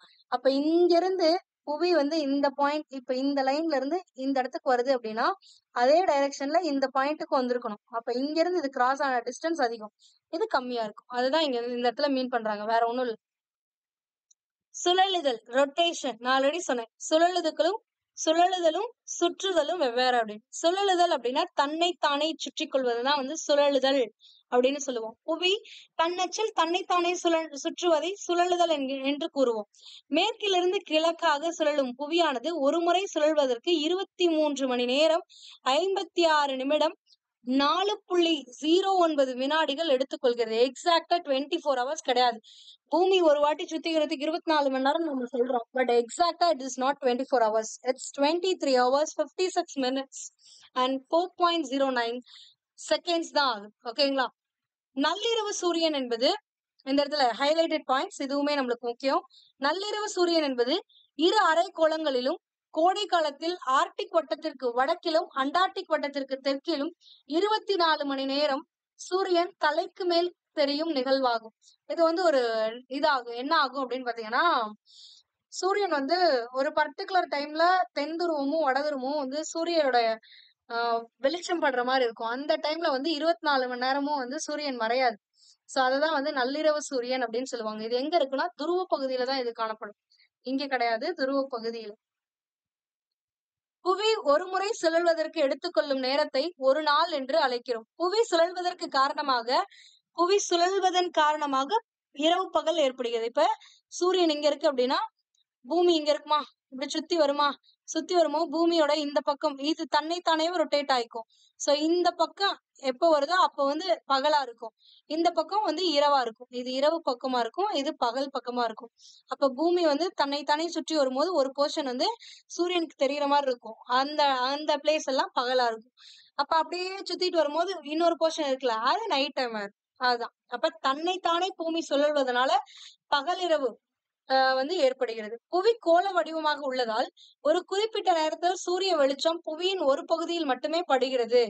அப்பகுதி அது பகல் பொழுதாகும். புவி ஒளிப்படாத பகுதி இரவாகும். இவ்வாறு புவியின் ஒளிப்படும் பகுதியையும் ஒளிப்படாத பகுதியையும் பிரிக்கும் கோட்டிற்கு ஒளிர்வு வட்டம் என்று பெயர். இது வந்து உங்களுக்கு 11th ஸ்டாண்டர்ட்ல கொடுத்திருப்பாங்க. இப்ப இப்படியே வச்சுக்கோங்களேன், இங்க சூரியன் இருக்கா, இந்த பகுதியில லைட் பட்டிருக்கும், அதனால இந்த பகுதி பகலா இருக்கு. இந்த டார்க்கா இருக்கிறது வந்து நைட் ஷேடா இருக்குல்ல. சோ இந்த லைன் இருக்குல்ல, இதுதான் வந்து இது எக்ஸாக்டா இப்படியெல்லாம் இருக்காது, மாறும். சோ இந்த லைனை தான் வந்து ஒளிர்வு வட்டம் அப்படின்றாங்க. பகலுக்கும் இரவுக்கும் நடுவுல இருக்கக்கூடிய அந்த எண்ட் பாயிண்ட் இருக்கு பாருங்க, அதுதான் வந்து ஒளிர்வு வட்டம் அப்படின்னு சொல்லுவாங்க. அடுத்து சுற்றுதல் ரெவல்யூஷன் அப்படின்னா என்னன்னா சூரியனை சுற்றி வருது. புவி தன் நீள்வட்ட பாதையில் எலிப்டிக்கல் ஆர்பிட்ல நீள்வட்ட பாதையில சூரியனை சுற்றி வரும் நகர்வையை சுற்றுதல் என்று கூறுகிறோம். புவி வினாடிக்கு 30 கிலோமீட்டர் வேகத்தில் சூரியனை சுற்றி வருகிறது. ஒரு செகண்டுக்கு 30 கிலோமீட்டர் வந்து இந்த சுற்றுவட்ட பாதையில டிராவல் ஆகும். அந்த வேகத்துலதான் வந்து போயிட்டு இருக்கு. புவி ஒரு முறை சூரியனை சுற்றி வர 365.25 நாட்கள் ஆகும். ஓகேங்களா? சோ 365 அண்ட் ஒரு குவார்டர் டேஸ் தான் ஆகும். ஆனா நம்ம வந்து 365 டேஸ்னு சொல்லிடுவோம். பிகாஸ் இது இயர் கால்குலேஷனுக்காக நம்ம இப்படி எடுத்துக்கிட்டோம். சோ அப்ப அந்த 1/4 வந்து கணக்கிடாம இருக்குல்ல, ஒவ்வொரு வாட்டியும் புவி சூரியனை சுற்றி வர 365.25 டேஸ் ஆகும். 1/4 ஆகும். ஓகேங்களா? அப்ப ஒரு வருஷம் அப்படிங்கிறது 365 நாள் எடுத்துப்போம். அப்ப இங்க ஒரு 1/4 போகும். அடுத்து இன்னொரு வருஷம் ஒரு 1/4, அடுத்து இன்னொரு வருஷம் ஒரு 1/4 இருக்குமா? இதெல்லாம் சேர்த்து 4வது வருஷத்துல ஒரு 1/4 இருக்குல்ல, இந்த 4 1/4 சேர்த்து இந்த 4வது வருஷத்துல 366 டேஸா வந்து கவுண்ட் பண்ணுவாங்க. இதுதான் வந்து லீப் இயர் அப்படின்னு சொல்லுவாங்க, வேற ஒண்ணும் கிடையாது. சோ இந்த கால்குலேஷனை தான் லீப் இயர் கால்குலேஷன் அப்படின்னு நம்ம சொல்லக்கூடியது. ஓகேங்களா? சோ அடுத்து என்ன கொடுத்திருக்காங்க, இதுதான் இங்கேயும் கொடுத்திருப்பாங்க. இது தோராயமாக 365 நாட்களாக எடுத்துக்கொள்ளப்படுகிறது. ஒரு வருடம் என அழைக்கப்படுகிறது. மீதமுள்ள அந்த குவார்டர் டேஸ் இருக்கு பாருங்க, 4 ஆண்டுகள் 4 குவார்டர் சேர்த்தா என்னது 1, அதுதான் வந்து பிப்ரவரி மாதத்துல கூடுதலா சேர்க்கப்பட்டு 4 வருடங்களுக்கு ஒரு முறை பிப்ரவரி மாதம் 29 நாட்களாக இருக்கும். அந்த வருடம் லீப் இயர் என்று அழைக்கப்படுகிறது. புவி தன் அச்சில் சாய்ந்து சூரியனை சுற்றி வருவதால் பருவ காலங்கள் தோன்றுகிறது. இது ரொம்பவே முக்கியமான ஒரு இது. இரவு பகல் வந்து எதனால தோன்றுது அப்படின்னா ரொட்டேஷன்னால தோணுது, சுழலுதல்னால தோணுது. ஆனா சுற்றுதல்னால என்ன தோணுது, ரெவல்யூஷன் சூரியனை சுற்றி வர்றதுனாலதான் பருவ காலங்கள் தோன்றுது. ஓகேங்களா? சோ இது முக்கியம். ரெண்டுக்கும் டிஃபரன்ஸ் பாத்துக்கோங்க. பிரியாவின் வயது 12. எத்தனை முறை அவள் சூரியனை முழுவதும் சுற்றி வந்திருப்பாள்? ஒரு வாட்டி பூமி வந்து சூரியனை சுற்றி வர எத்தனை நாள் எடுத்துக்கும்? ஒரு வருஷம் ஆகுமா? அப்ப 12 வயசு அவளுக்கு அப்படின்னா அவ எத்தனை வாட்டி சூரியனை சுற்றி வந்திருப்பா? 12 வாட்டி சுற்றி வந்திருப்பா. அவ்வளவுதான், வேற ஒண்ணும் கிடையாது. அடுத்தது சூரியனின் அண்மை புள்ளி என்பது புவி தன் சுற்றுவட்ட பாதையில் சூரியனுக்கு மிக அருகில் வரும் நிகழ்வாகும். சூரிய தொலைதூர புள்ளி என்பது புவி தன் சுற்றுவட்ட பாதையில் சூரியனுக்கு தொலைவில் காணப்படுது. இப்ப பூமி இங்க இருக்குன்னு வச்சுக்கோங்களேன், இந்த டிஸ்டன்ஸ் வந்து ஷார்டஸ்ட் டிஸ்டன்ஸ், இது வந்து லாங்கஸ்ட் டிஸ்டன்ஸ். அப்ப பூமி இங்க வந்துச்சு அப்படின்னா இது வந்து அண்மை புள்ளி, அதுவே தூரத்துல வந்துச்சு அப்படின்னா அது வந்து தொலைதூர புள்ளி. அவ்வளவுதான், வேற ஒண்ணும் கிடையாது.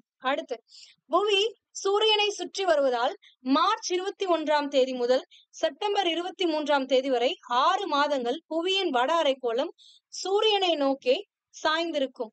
அதாவது இங்க பாருங்க, மார்ச் மாசம் வட அரைக்கோளம் இது இது வந்து நார்த் போல் வந்து சூரியனை நோக்கி சாஞ்சிருக்கும்.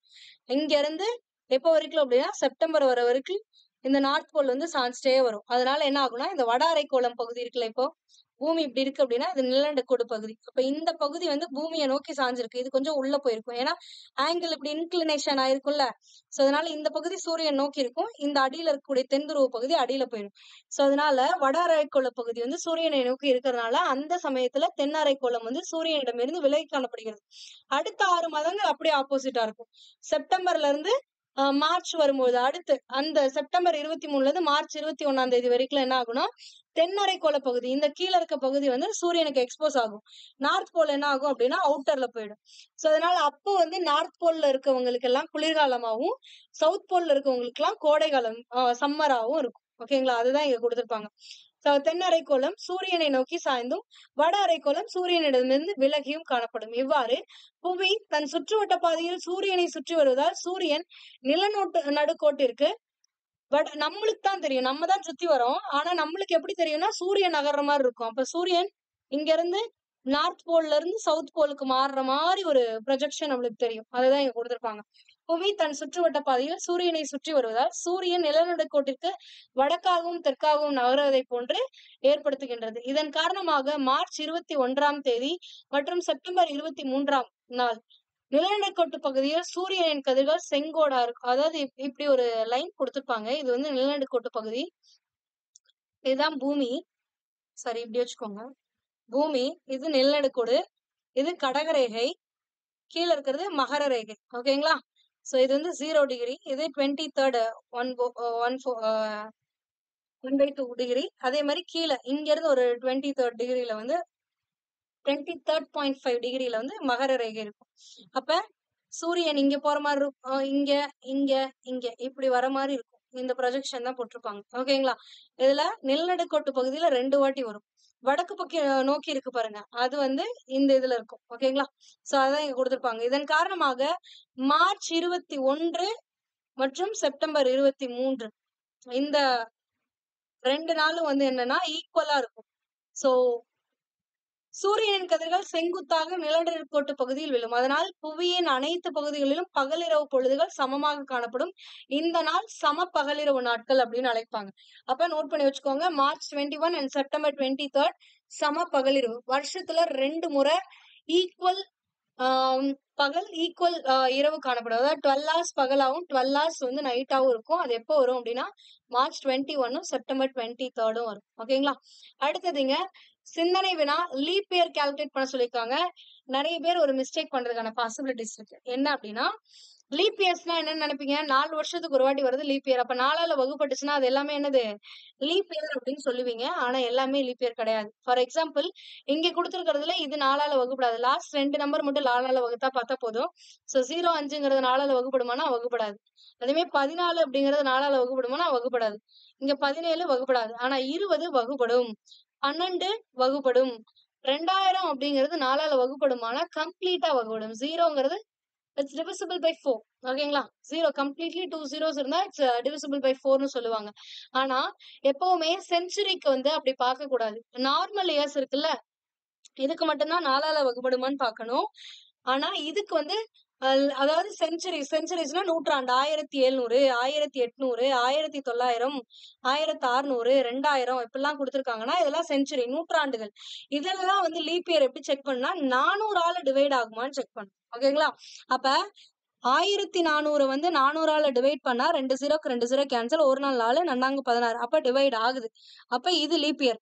2400ஆல டிவைட் பண்ணீங்கனாலும் 2 0க்கு 2 0 கேன்சல், ஒரு நாள் 4 5 நாள். அப்ப இதுவுமே கம்ப்ளீட்டா டிவைசபிள் ஆகுது. அப்ப இதுவும் லீப் இயர்.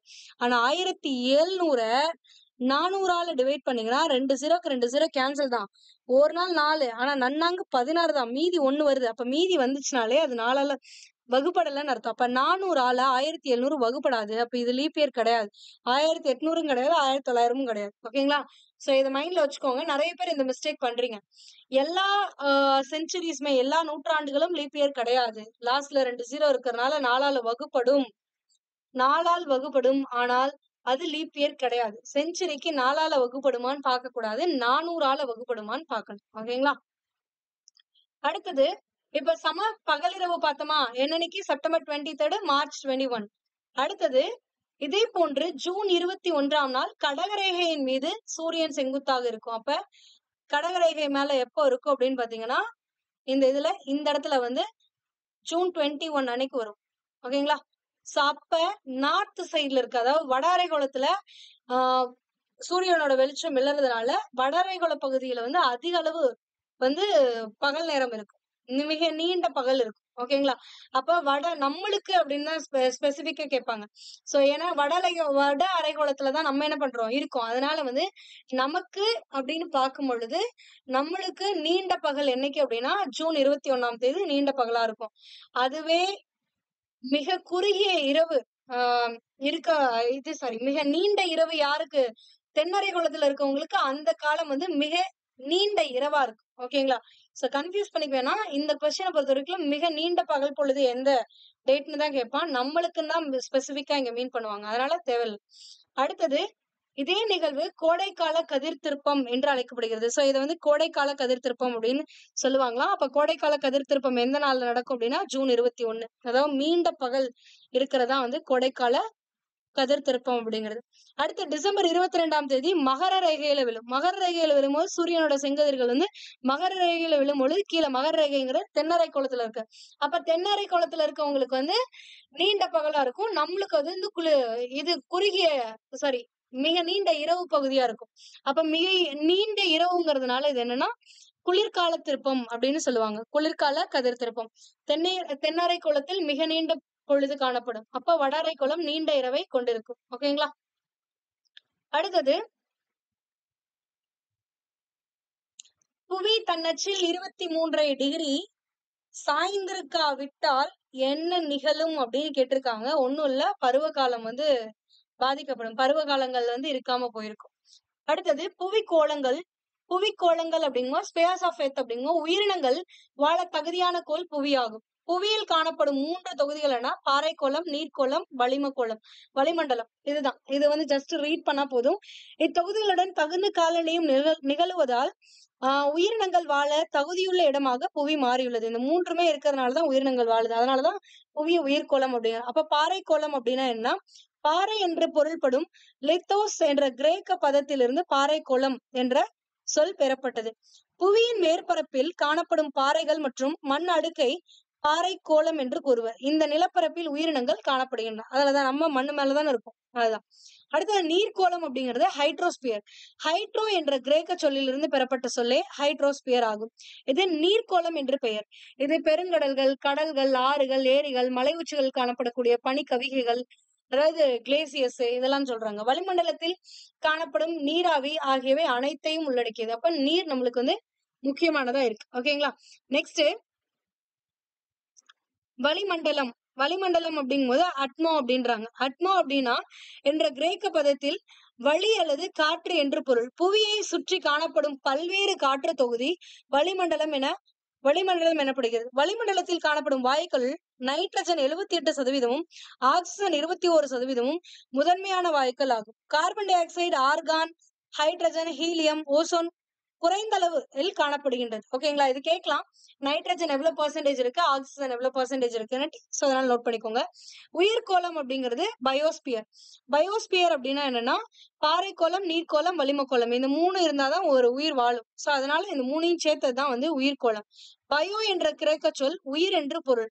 உயிர்கோளம் பல்வேறு மண்டலங்களாக பிரிக்கப்படுகிறது. ஒவ்வொரு மண்டலமும் ஒப்பற்ற காலநிலை, தாவரங்கள், விலங்கினங்களை கொண்டு பகுதியாக வாழ்கின்றது. இம்மண்டலங்கள் சூழ் மண்டலங்கள் என அழைக்கப்படுகிறது. ஏன்னா ஒரு சில இதெல்லாம் வெப்ப பகுதியில வாழக்கூடிய உயிரினங்கள், அதாவது குளிர் பிரதேசத்துல வாழக்கூடிய உயிரினங்கள்லாம் இருக்கு. அப்ப சூழ் மண்டலங்கள்னு சொல்லுவாங்க. அப்ப உயிர்கோளத்தையே பல மண்டலங்களா பிரிப்பாங்க. வெப்ப மண்டலம், குளிர் மண்டலம், அடுத்தது மிதவெப்ப மண்டலம், அந்த மாதிரி எல்லாம் பிரிப்பாங்க. சோ அந்த இடத்துல வாழக்கூடிய உயிரினங்களை தான் இந்த இடத்துல குறிக்கிறாங்க. சோ மன்னார் வளைகுடா உயிர்கோள பெட்டகம் இந்திய பெருங்கடலில் 10,500 சதுர கிலோமீட்டர் பரப்பளவில் அமைந்துள்ளது. சோ இது கேட்கலாம், மன்னார் வளைகுடா எந்த பெருங்கடல்ல காணப்படுதுன்னு? இந்திய பெருங்கடல்ல காணப்படுகிறது. ஓகே, நெக்ஸ்ட் அவ்வளவுதான். மீள்பார்வை ஆஸ் யூஷுவல். எப்படி ஒரு பாக்ஸும் ஒரு ஹைலைட்டட் பாயிண்ட்டும் இம்பார்ட்டன்ட்டோ அதே மாதிரிதான் உங்களுக்கு இதுவுமே இம்பார்ட்டன்ட். எதுனா மீள்பார்வை. லாஸ்ட்ல சம்மரி பாக்குறது ரொம்ப இம்பார்ட்டன்ட். சுமார் 15 பில்லியன் ஆண்டுகளுக்கு முன்பு ஏற்பட்ட பெருவெடிப்பின் போது பேரண்டம் உருவானது. பேரண்டத்தில் எண்ணில் அடங்கா விண்மீன் திரள் மண்டலங்கள் காணப்படுகின்றன. நமது சூரிய குடும்பம் பால்வெளி மில்கி வே கேலக்சில தான் இருக்கு. மில்கி வே கேலக்சில பால்வெளி விண்மீன் திரள் மண்டலத்தில் உள்ளது. சூரிய குடும்பத்தின் மொத்த நிலையில் சோலார் சிஸ்டம்லயே 99.8% எதை ஆக்குபை பண்ணிச்சு அப்படின்னா சூரியனே ஆக்குபை பண்ணுச்சு. அப்ப மீதி இருக்கிறது 0.2%ல தான் மற்ற கோள்கள், துணைக்கோள்கள், விண்மீன்கள், விண்மீன் கூட்டங்கள் எல்லாமே இருக்கிறது. ஓகேங்களா? வெள்ளி மற்றும் யுரேனஸ் கோள்களை தவிர பிற அனைத்து கோள்களும் சூரியனின் எதிர் திசையில், அதாவது ஆன்டி கிளாக்வைஸ், சூரியனை எதிர் கடிகார சுற்று திசையில் சுற்றி வருகின்றன. சிறு கோள்கள் அப்படிங்கிறது செவ்வாய் மற்றும் வியாழன்களுக்கு இடையே காணப்படுகிறது. ஆஸ்ட்ராய்ட்ஸ் அப்படிங்கிறது செவ்வாய்க்கும் வியாழனுக்கும் நடுவுல காணப்படக்கூடியது. புவி சுழல்வதன் காரணமாக தான் இரவு பகல் ஏற்படுகிறது. அதாவது சுழலுதல், இது என்னன்னா ரொட்டேஷன். ஓகேங்களா? ரொட்டேஷனால வரதான் இரவு பகல். புவி சூரியனை சுற்றி வருவதன் காரணமாக தான் என்ன ஏற்படுதுன்னா பருவ காலங்கள். இது ரெவல்யூஷன் அப்படின்னு சொல்லுவாங்க. சூரியனை சுற்றி வருது ரெவல்யூஷன், அதாவது சுழலுதல், சுற்றுதல். சுழலுதல்னால பகலிரவு, சுற்றுதல்னால பருவகாலம். கோடைக்கால கதிர் திருப்பம் வட அரை கோளத்தில் நீண்ட பகல் பொழுதை கொண்டிருக்கும். கோடைக்கால கதிர் திருப்பம் அப்படின்னா தென்னரை கோளத்துல மகர ரேகையில சூரிய கதிர்கள் செங்குத்தா விழுறது. அப்ப தென்னரை கோளத்துலதான் மகர ரேகை இருக்கு. அங்க சூரிய கதிர்கள் செங்குத்தா விழுது அப்படின்னா அங்க நீண்ட பகல் பொழுது காணப்படும். அப்ப தென்னரை கோளத்துல நீண்ட பகல்னா நம்மளுக்கு நீண்ட இரவு அப்ப காணப்படும். ஓகேங்களா? சோ அப்ப நீண்ட இரவு இருக்குன்னா குளிர்கதிர் திருப்பம், குளிர்கால கதிர் திருப்பம் அப்படின்னு சொல்லுவாங்க. ஓகேங்களா? அவ்வளவுதான். நெக்ஸ்ட் என்னன்னா கோடைக்கால கதிர் திருப்பம் அப்படிங்கிறது வட அரை கோளத்தில் நீண்ட பகல் பொழுதை கொண்டிருக்கும். அப்ப வட அரை கோளத்துல கடகரேகையில சூரியனோட கதிர்கள் விழுந்துச்சு அப்படின்னா அப்போ நம்மளுக்கு அதிக பகல் பொழுது இருக்கும். அப்ப அதிக பகல்னா அதிக வெளிச்சம், அப்ப அதிகமா சூரியனோட இருக்கும்போது கோடைக்கால கதிர் திருப்பம் அப்படின்னு சொல்லுவாங்க. புவியில் காணப்படும் நிலம், நீர் மற்றும் காற்று ஆகியவற்றோடு தகுந்த காலநிலையும் புவியியல் உயிரினங்கள் வாழ காரணமாக இருக்கின்றன. அவ்வளவுதான். சோ எதுக்கும் ஒரு வாட்டி இந்த கலை சொற்களையும் படிச்சுக்கோங்க. விண்மீன் திரள்கள் அப்படின்னா விண்மீன் கூட்டம், சிறுகோள்கள் அப்படின்னா செவ்வாய்க்கும் வியாழனுக்கும் இடையில் காணப்படக்கூடிய அந்த பாறை துகள்கள், பாறைகள் தான் சிறு கோள்கள், ஆஸ்ட்ராய்ட்ஸ் அப்படிங்கிறது. விண்கல் அப்படின்னா என்னன்னா சூரிய குடும்பத்தில் காணப்படும் சிறு கற்கள் மற்றும் உலோக பாறைகள் எஞ்சியுள்ள இதுதான் விண்கல். வால் விண்மீன்னா பனிக்கட்டி, தூசு மற்றும் சிறிய பாறைகளால் ஆன விண்பொருள். துணைக்கோள்னா கோள்களை சுற்றி வரும் விண்பொருள் துணைக்கோள். சுற்றுப்பாதைனா சூரியனை சுற்றி வரக்கூடிய பாதை தான் சுற்றுப்பாதை. புவி அச்சு அப்படின்னா புவியின் வட துருவத்திற்கும் தென் துருவத்திற்கும் வழியாக ஒரு வரையக்கூடிய ஒரு கற்பனை கோடு. சுழலுதல் அப்படின்னா தன்னைத்தானே சுற்றி கொள்ளுதல். சுற்றுதல் அப்படின்னா சூரியனை சுற்றி வரக்கூடிய அந்த சுற்றுப்பாதையில சுற்றி வரக்கூடிய சுற்றுதல். சம பகலிரவு அப்படின்னா இரவும் பகலும் சமமாக இருப்பது. 24 ஹவர்ஸ்னா 12 ஹவர்ஸ் நைட்டு, 12 ஹவர்ஸ் டே, அந்த மாதிரி இருக்கிறது. கதிர் திருப்பம் அப்படிங்கிறது என்னன்னா கடகரேகை மகர ரேகை மீது சூரியனின் செங்குத்து கதிர்கள் விழும் பொழுது வரக்கூடியதான் கதிர் திருப்பம். அப்ப கடகரேகை மீது சூரியனோட செங்குத்து கதிர்கள் விழுந்துச்சு அப்படின்னா நம்ம இருக்க பக்கம் தான் கடகரேகை. அப்ப நீண்ட பகல் நம்மளுக்கு இருக்கும். அப்ப அது கோடைக்கால கதிர் திருப்பம் அப்படின்னு சொல்லுவாங்க. இதுவே மகர ரேகை மேல விழுந்துச்சு அப்படின்னா மகர ரேகைங்கிறது தென்னரை கோளத்துல இருக்கு, நம்மளுக்கு கீழே இருக்கு. அப்ப கீழே இருக்கிறதுங்கும் போது அப்ப அவங்களுக்கு நீண்ட பகல் இருக்கும், அப்ப நம்மளுக்கு நீண்ட இரவு இருக்கும். அதனால அத நீண்ட இரவு இருக்குன்னா குளிர்ச்சியா இருக்குன்னு அர்த்தம். அப்ப குளிர்கால கதிர் திருப்பம் அப்படின்னு சொல்லுவாங்க. தரை ஊர்தி அப்படின்னா என்னன்னா ரோவர்ஸ். ரோவர்ஸ்னா விண்பொருட்களை ஆராய்வதற்காக அதன் மேற்பரப்பில் ஊர்ந்து செல்லும் ஊர்தி. அப்ப செவ்வாய் கிரகணத்துல நம்ம மங்கள்யான் மூலயமா அனுப்பணும் ரோவர்ஸ். அப்ப என்ன ஆச்சு, அது செவ்வாயோட தரைப்பகுதியை வந்து ரீச் ஆகி அது மேல போனது. அதுதான் வந்து தரை ஊர்தி. சுற்றி வரும் கலன் அப்படின்னா செவ்வாயில இறங்கலாம் செய்யாது, மேல செவ்வாயில இருந்து ஒரு குறிப்பிட்ட தூரத்துக்கு மேல நின்றுட்டு செவ்வாயை கண்காணிக்கும். அதுதான் வந்து கலன்கள் அப்படின்னு சொல்லுவாங்க. ஓகேங்களா? புக் பேக் கொஸ்டின் பார்த்தலாமா? கோடிட்ட இடங்களை நிரப்புக. பேரண்டம் உருவாக காரணமான நிகழ்வு எது அப்படின்னா பெருவெடிப்பு கொள்கை அப்படிங்கிறது தான் வந்து பேரண்டம் உருவாக காரணமான நிகழ்வு. ஓகேங்களா? நெக்ஸ்ட், இரு வான்பொருட்களுக்கு இடையான தொலைவை அளக்க உதவும் அலகு எது? நம்ம ஆல்ரெடி பார்த்தோம், ஒளியாண்டு. சூரிய குடும்பத்தின் மையம் எது அப்படின்னா சூரியன். கோள்கள் என்ற வார்த்தையின் பொருள் எது அப்படின்னா சுற்றி வருபவர் அப்படிங்கறதா பொருள். அதிக துணைக்கோள்களை கொண்ட கோள் எது அப்படின்னா வியாழன். ஏன்னா இதுக்கு 67 இருக்கும். சனிக்கு, இதுக்கு அடுத்து வரக்கூடிய சனிக்கு 62 இருக்கும். நிலவிற்கு அனுப்பப்பட்ட முதல் இந்திய விண்கலன் எதுனா சந்திராயன் 1. புவி, அதே மாதிரி செவ்வாய்க்கு அனுப்பப்பட்ட முதல் இது எது அப்படின்னு பாத்தீங்கன்னா செவ்வாய்க்கு சக்சஸ்ஃபுல்லா போனது எதுனா மங்கள்யான். ஓகேங்களா? புவியின் சாய்வு கோணம் என்ன அப்படின்னு பாத்தீங்கன்னா 23 டிகிரி.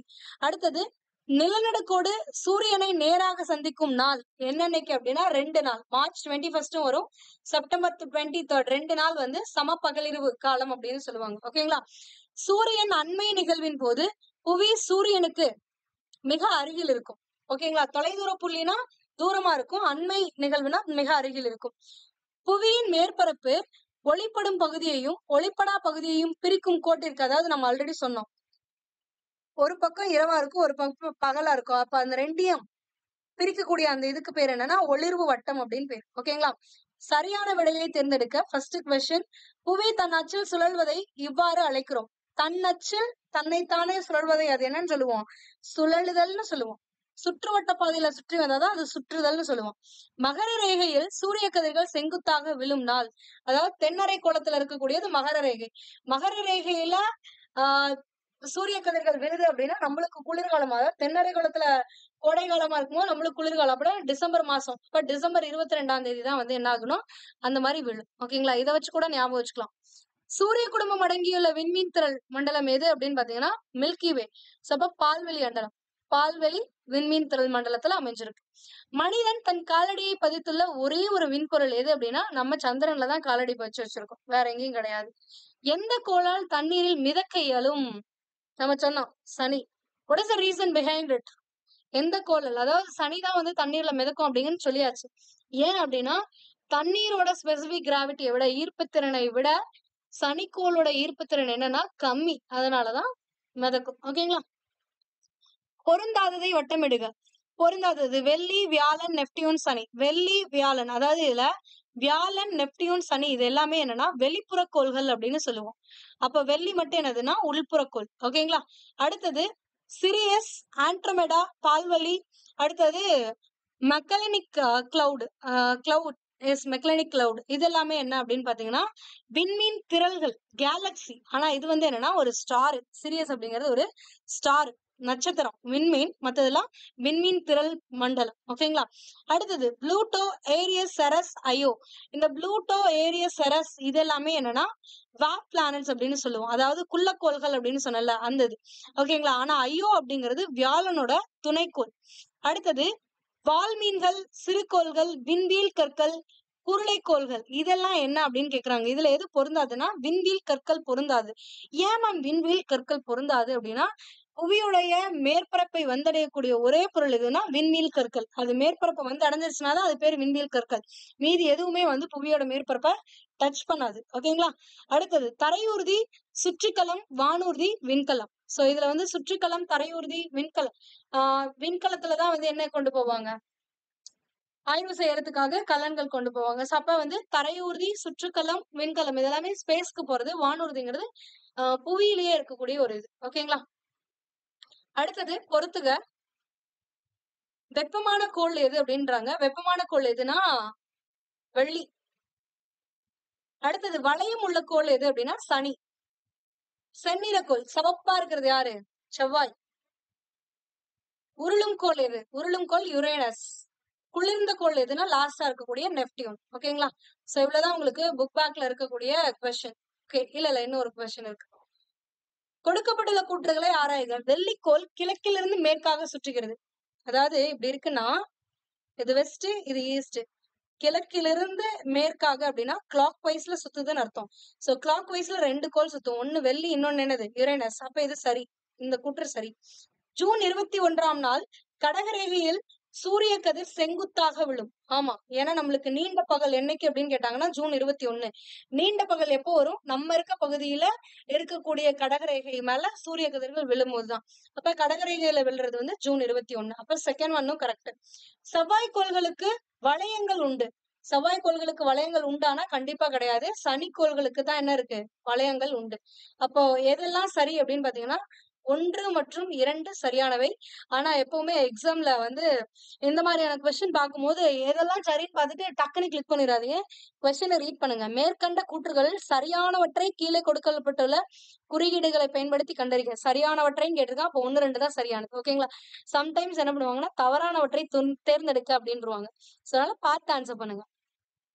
இந்த மாதிரிலாம் நிறைய பேர் விட்டு வந்திருக்காங்க. விட்டு வந்துட்டு ஐயோ ஆன்சர் கரெக்டா தெரிஞ்சும் தப்பா மார்க் பண்ணிட்டோமே அப்படின்னு தோணும். சோ அதனால பார்த்து ஆன்சர் பண்ணுங்க. அடுத்தது, கொடுக்கப்பட்டுள்ள கூற்றுகளை ஆராய்க. கூற்று 1, புவி நீர்க்கோளம் என அழைக்கப்படுகிறது. ஆமா, இது நீர்க்கோளம். அடுத்தது, புவி தன் அச்சில் சுழல்வதால் பருவ காலங்கள் ஏற்படுகின்றன. இது தவறான கூற்று. ஏன் அப்படின்னா புவி தன் அச்சில் சுழல்வது ரொட்டேஷன், அதை தன்னைத்தானே சுத்திக்கிறதுனால என்ன மட்டும்தான் நிகழும் அப்படின்னா பகலிரவு தான் நிகழும். ஓகேங்களா? சூரியனை சுற்றி வர்றதுனால மட்டும்தான் பருவ காலம் தோன்றும். சோ அதனால தன்னச்சில் சுழல்வதால் பகலிரவு தான் தோன்றும், பருவ காலம் தோன்றாது. சோ இது தப்பு. சோ அப்ப கூற்று 1 தான் சரி. அப்ப எந்த ஆப்ஷன் அப்படின்னா கூற்று 1 சரி, கூற்று 2 தவறு. ஓகேங்களா? அடுத்து பாத்தீங்க அப்படின்னா விண்மீன்களின் தொகுப்பு. நிறைய விண்மீன்கள் சேர்ந்ததுதான் வந்து விண்மீன் திரள் அப்படின்னு சொல்லுவாங்க. சூரிய குடும்பத்தில் அருகில் உள்ள விண்மீன் திரள் மண்டலம் எது அப்படின்னா ஆண்ட்ரோமேடா. பிரகாசமான கோள் எதுனா வெள்ளி. உயிரினங்களை உள்ளடக்கிய கோளம் எது அப்படின்னா புவி. 366 நாட்களை உடைய ஆண்டு எதுனா லீப் ஆண்டு. ஓகேங்களா? சோ இவ்வளவுதான் உங்களுக்கு. இதுல ஒரே ஒரு விஷயம் மட்டும் நான் இங்க நம்ம பார்க்கலன்னு நினைக்கிறேன். ஏன்னா எனக்கு ஞாபகமே இல்லை எக்ஸ்பிளைன் பண்ண மாதிரி. எஸ், இந்த சிந்தனை வினாதான். என்னன்னா புதன் சூரியனுக்கு அருகில் இருந்த போதிலும் வெள்ளி மிகவும் வெப்பமான கோள் ஆகும். காரணம் கண்டுபிடிக்க அப்படின்றாங்க. என்னன்னா ஃபர்ஸ்ட் சூரியனுக்கு பக்கத்துல இருக்கு, இது சூரியன் அப்படின்னா இதுக்கு பக்கத்துல இருக்கிறது புதன் தான். அதுக்கப்புறம் தான் வந்து என்ன இருக்குன்னா வெள்ளி இருக்குமே. ஆனா மிக வெப்பமான கோள் என்னன்னு கேட்கும்போது வெள்ளின்ட்டோம். ஏன்னா சூரியனுக்கு பக்கத்திலேயே இது இருக்கு. ஆனா இதுல வெப்பமான கோள்னு சொல்லல, வெள்ளிய சொல்றோம். அப்படின்னா இதுக்கான ரீசன் என்னன்னா நம்ம ஆல்ரெடி படிச்சோம். புதன்ல வந்து என்ன கிடையாது அப்படின்னா வளிமண்டலம் கிடையாது. வளிமண்டலம் இல்லாததுனால, அதாவது நீரோ வாயுக்களோ கிடையாது, வளிமண்டலமே கிடையாது. வளிமண்டலம் இல்லை அப்படின்னா என்ன ஆகும்னா புதன் வந்து அது உள்வாங்கிக்க கூடிய அந்த வெப்பத்தை வந்து சீக்கிரமா லாஸ் பண்ணிடும். அதனால அது வந்து எப்பவுமே வெப்பக்கோளா இருக்காது. ஓகேங்களா? ஆனா வெள்ளியில வந்து கார்பன் டை ஆக்சைடு இருக்கு. கார்பன் டை ஆக்சைடு வந்து வளிமண்டலமா இருக்கு. அப்ப கார்பன் டை ஆக்சைடு அப்படிங்கிறது நம்மளுக்கே தெரியும், ஹீட்டை வந்து அப்சார்ப் பண்ணி வச்சுக்கக்கூடிய ஒரு கார்பன் டை ஆக்சைடு, கரியமில வாயு அப்படின்னு சொல்லுவோம். சோ அப்படிங்கும் போது எப்பவுமே ஹீட் வந்து என்ன ஆகும் அப்படின்னா கார்பன் டை ஆக்சைடு அவ்வளவு சீக்கிரம் ஹீட்டை வந்து வெளில விட்டுறாது. அப்ப பகல் நேரத்துல ஹீட்டை வந்து அப்சார்ப் பண்ணிக்கிட்டதை கூட நைட் டைம் அப்படியே வச்சிருக்கும். சோ அதனாலதான் எப்பவுமே வந்து வெள்ளி வெப்பமான கோளா இருக்கும் அப்படின்னு சொல்லுவாங்க. சோ இவ்வளவுதான் உங்களுக்கு 6th ஸ்டாண்டர்ட்ல கொடுத்திருக்கக்கூடிய போர்ஷன்ஸ். சோ இதுக்கான பிடிஎஃப் உங்களுக்கு ஷேர் பண்ணிப்போம். சோ இதை வச்சு நீங்க ஒன்ஸ் இந்த வீடியோ பார்த்துட்டு நீங்க இதை ரீட் பண்ணிட்டீங்கன்னா ஈஸியா வந்து உங்களுக்கு புரிஞ்சிடும். ஓகேங்களா? So thank you. இதுல ஏதாவது உங்களுக்கு டவுட்ஸ் இருந்துச்சு அப்படின்னா அதை கமெண்ட் பண்ணுங்க. For more videos stay tune. Thank you.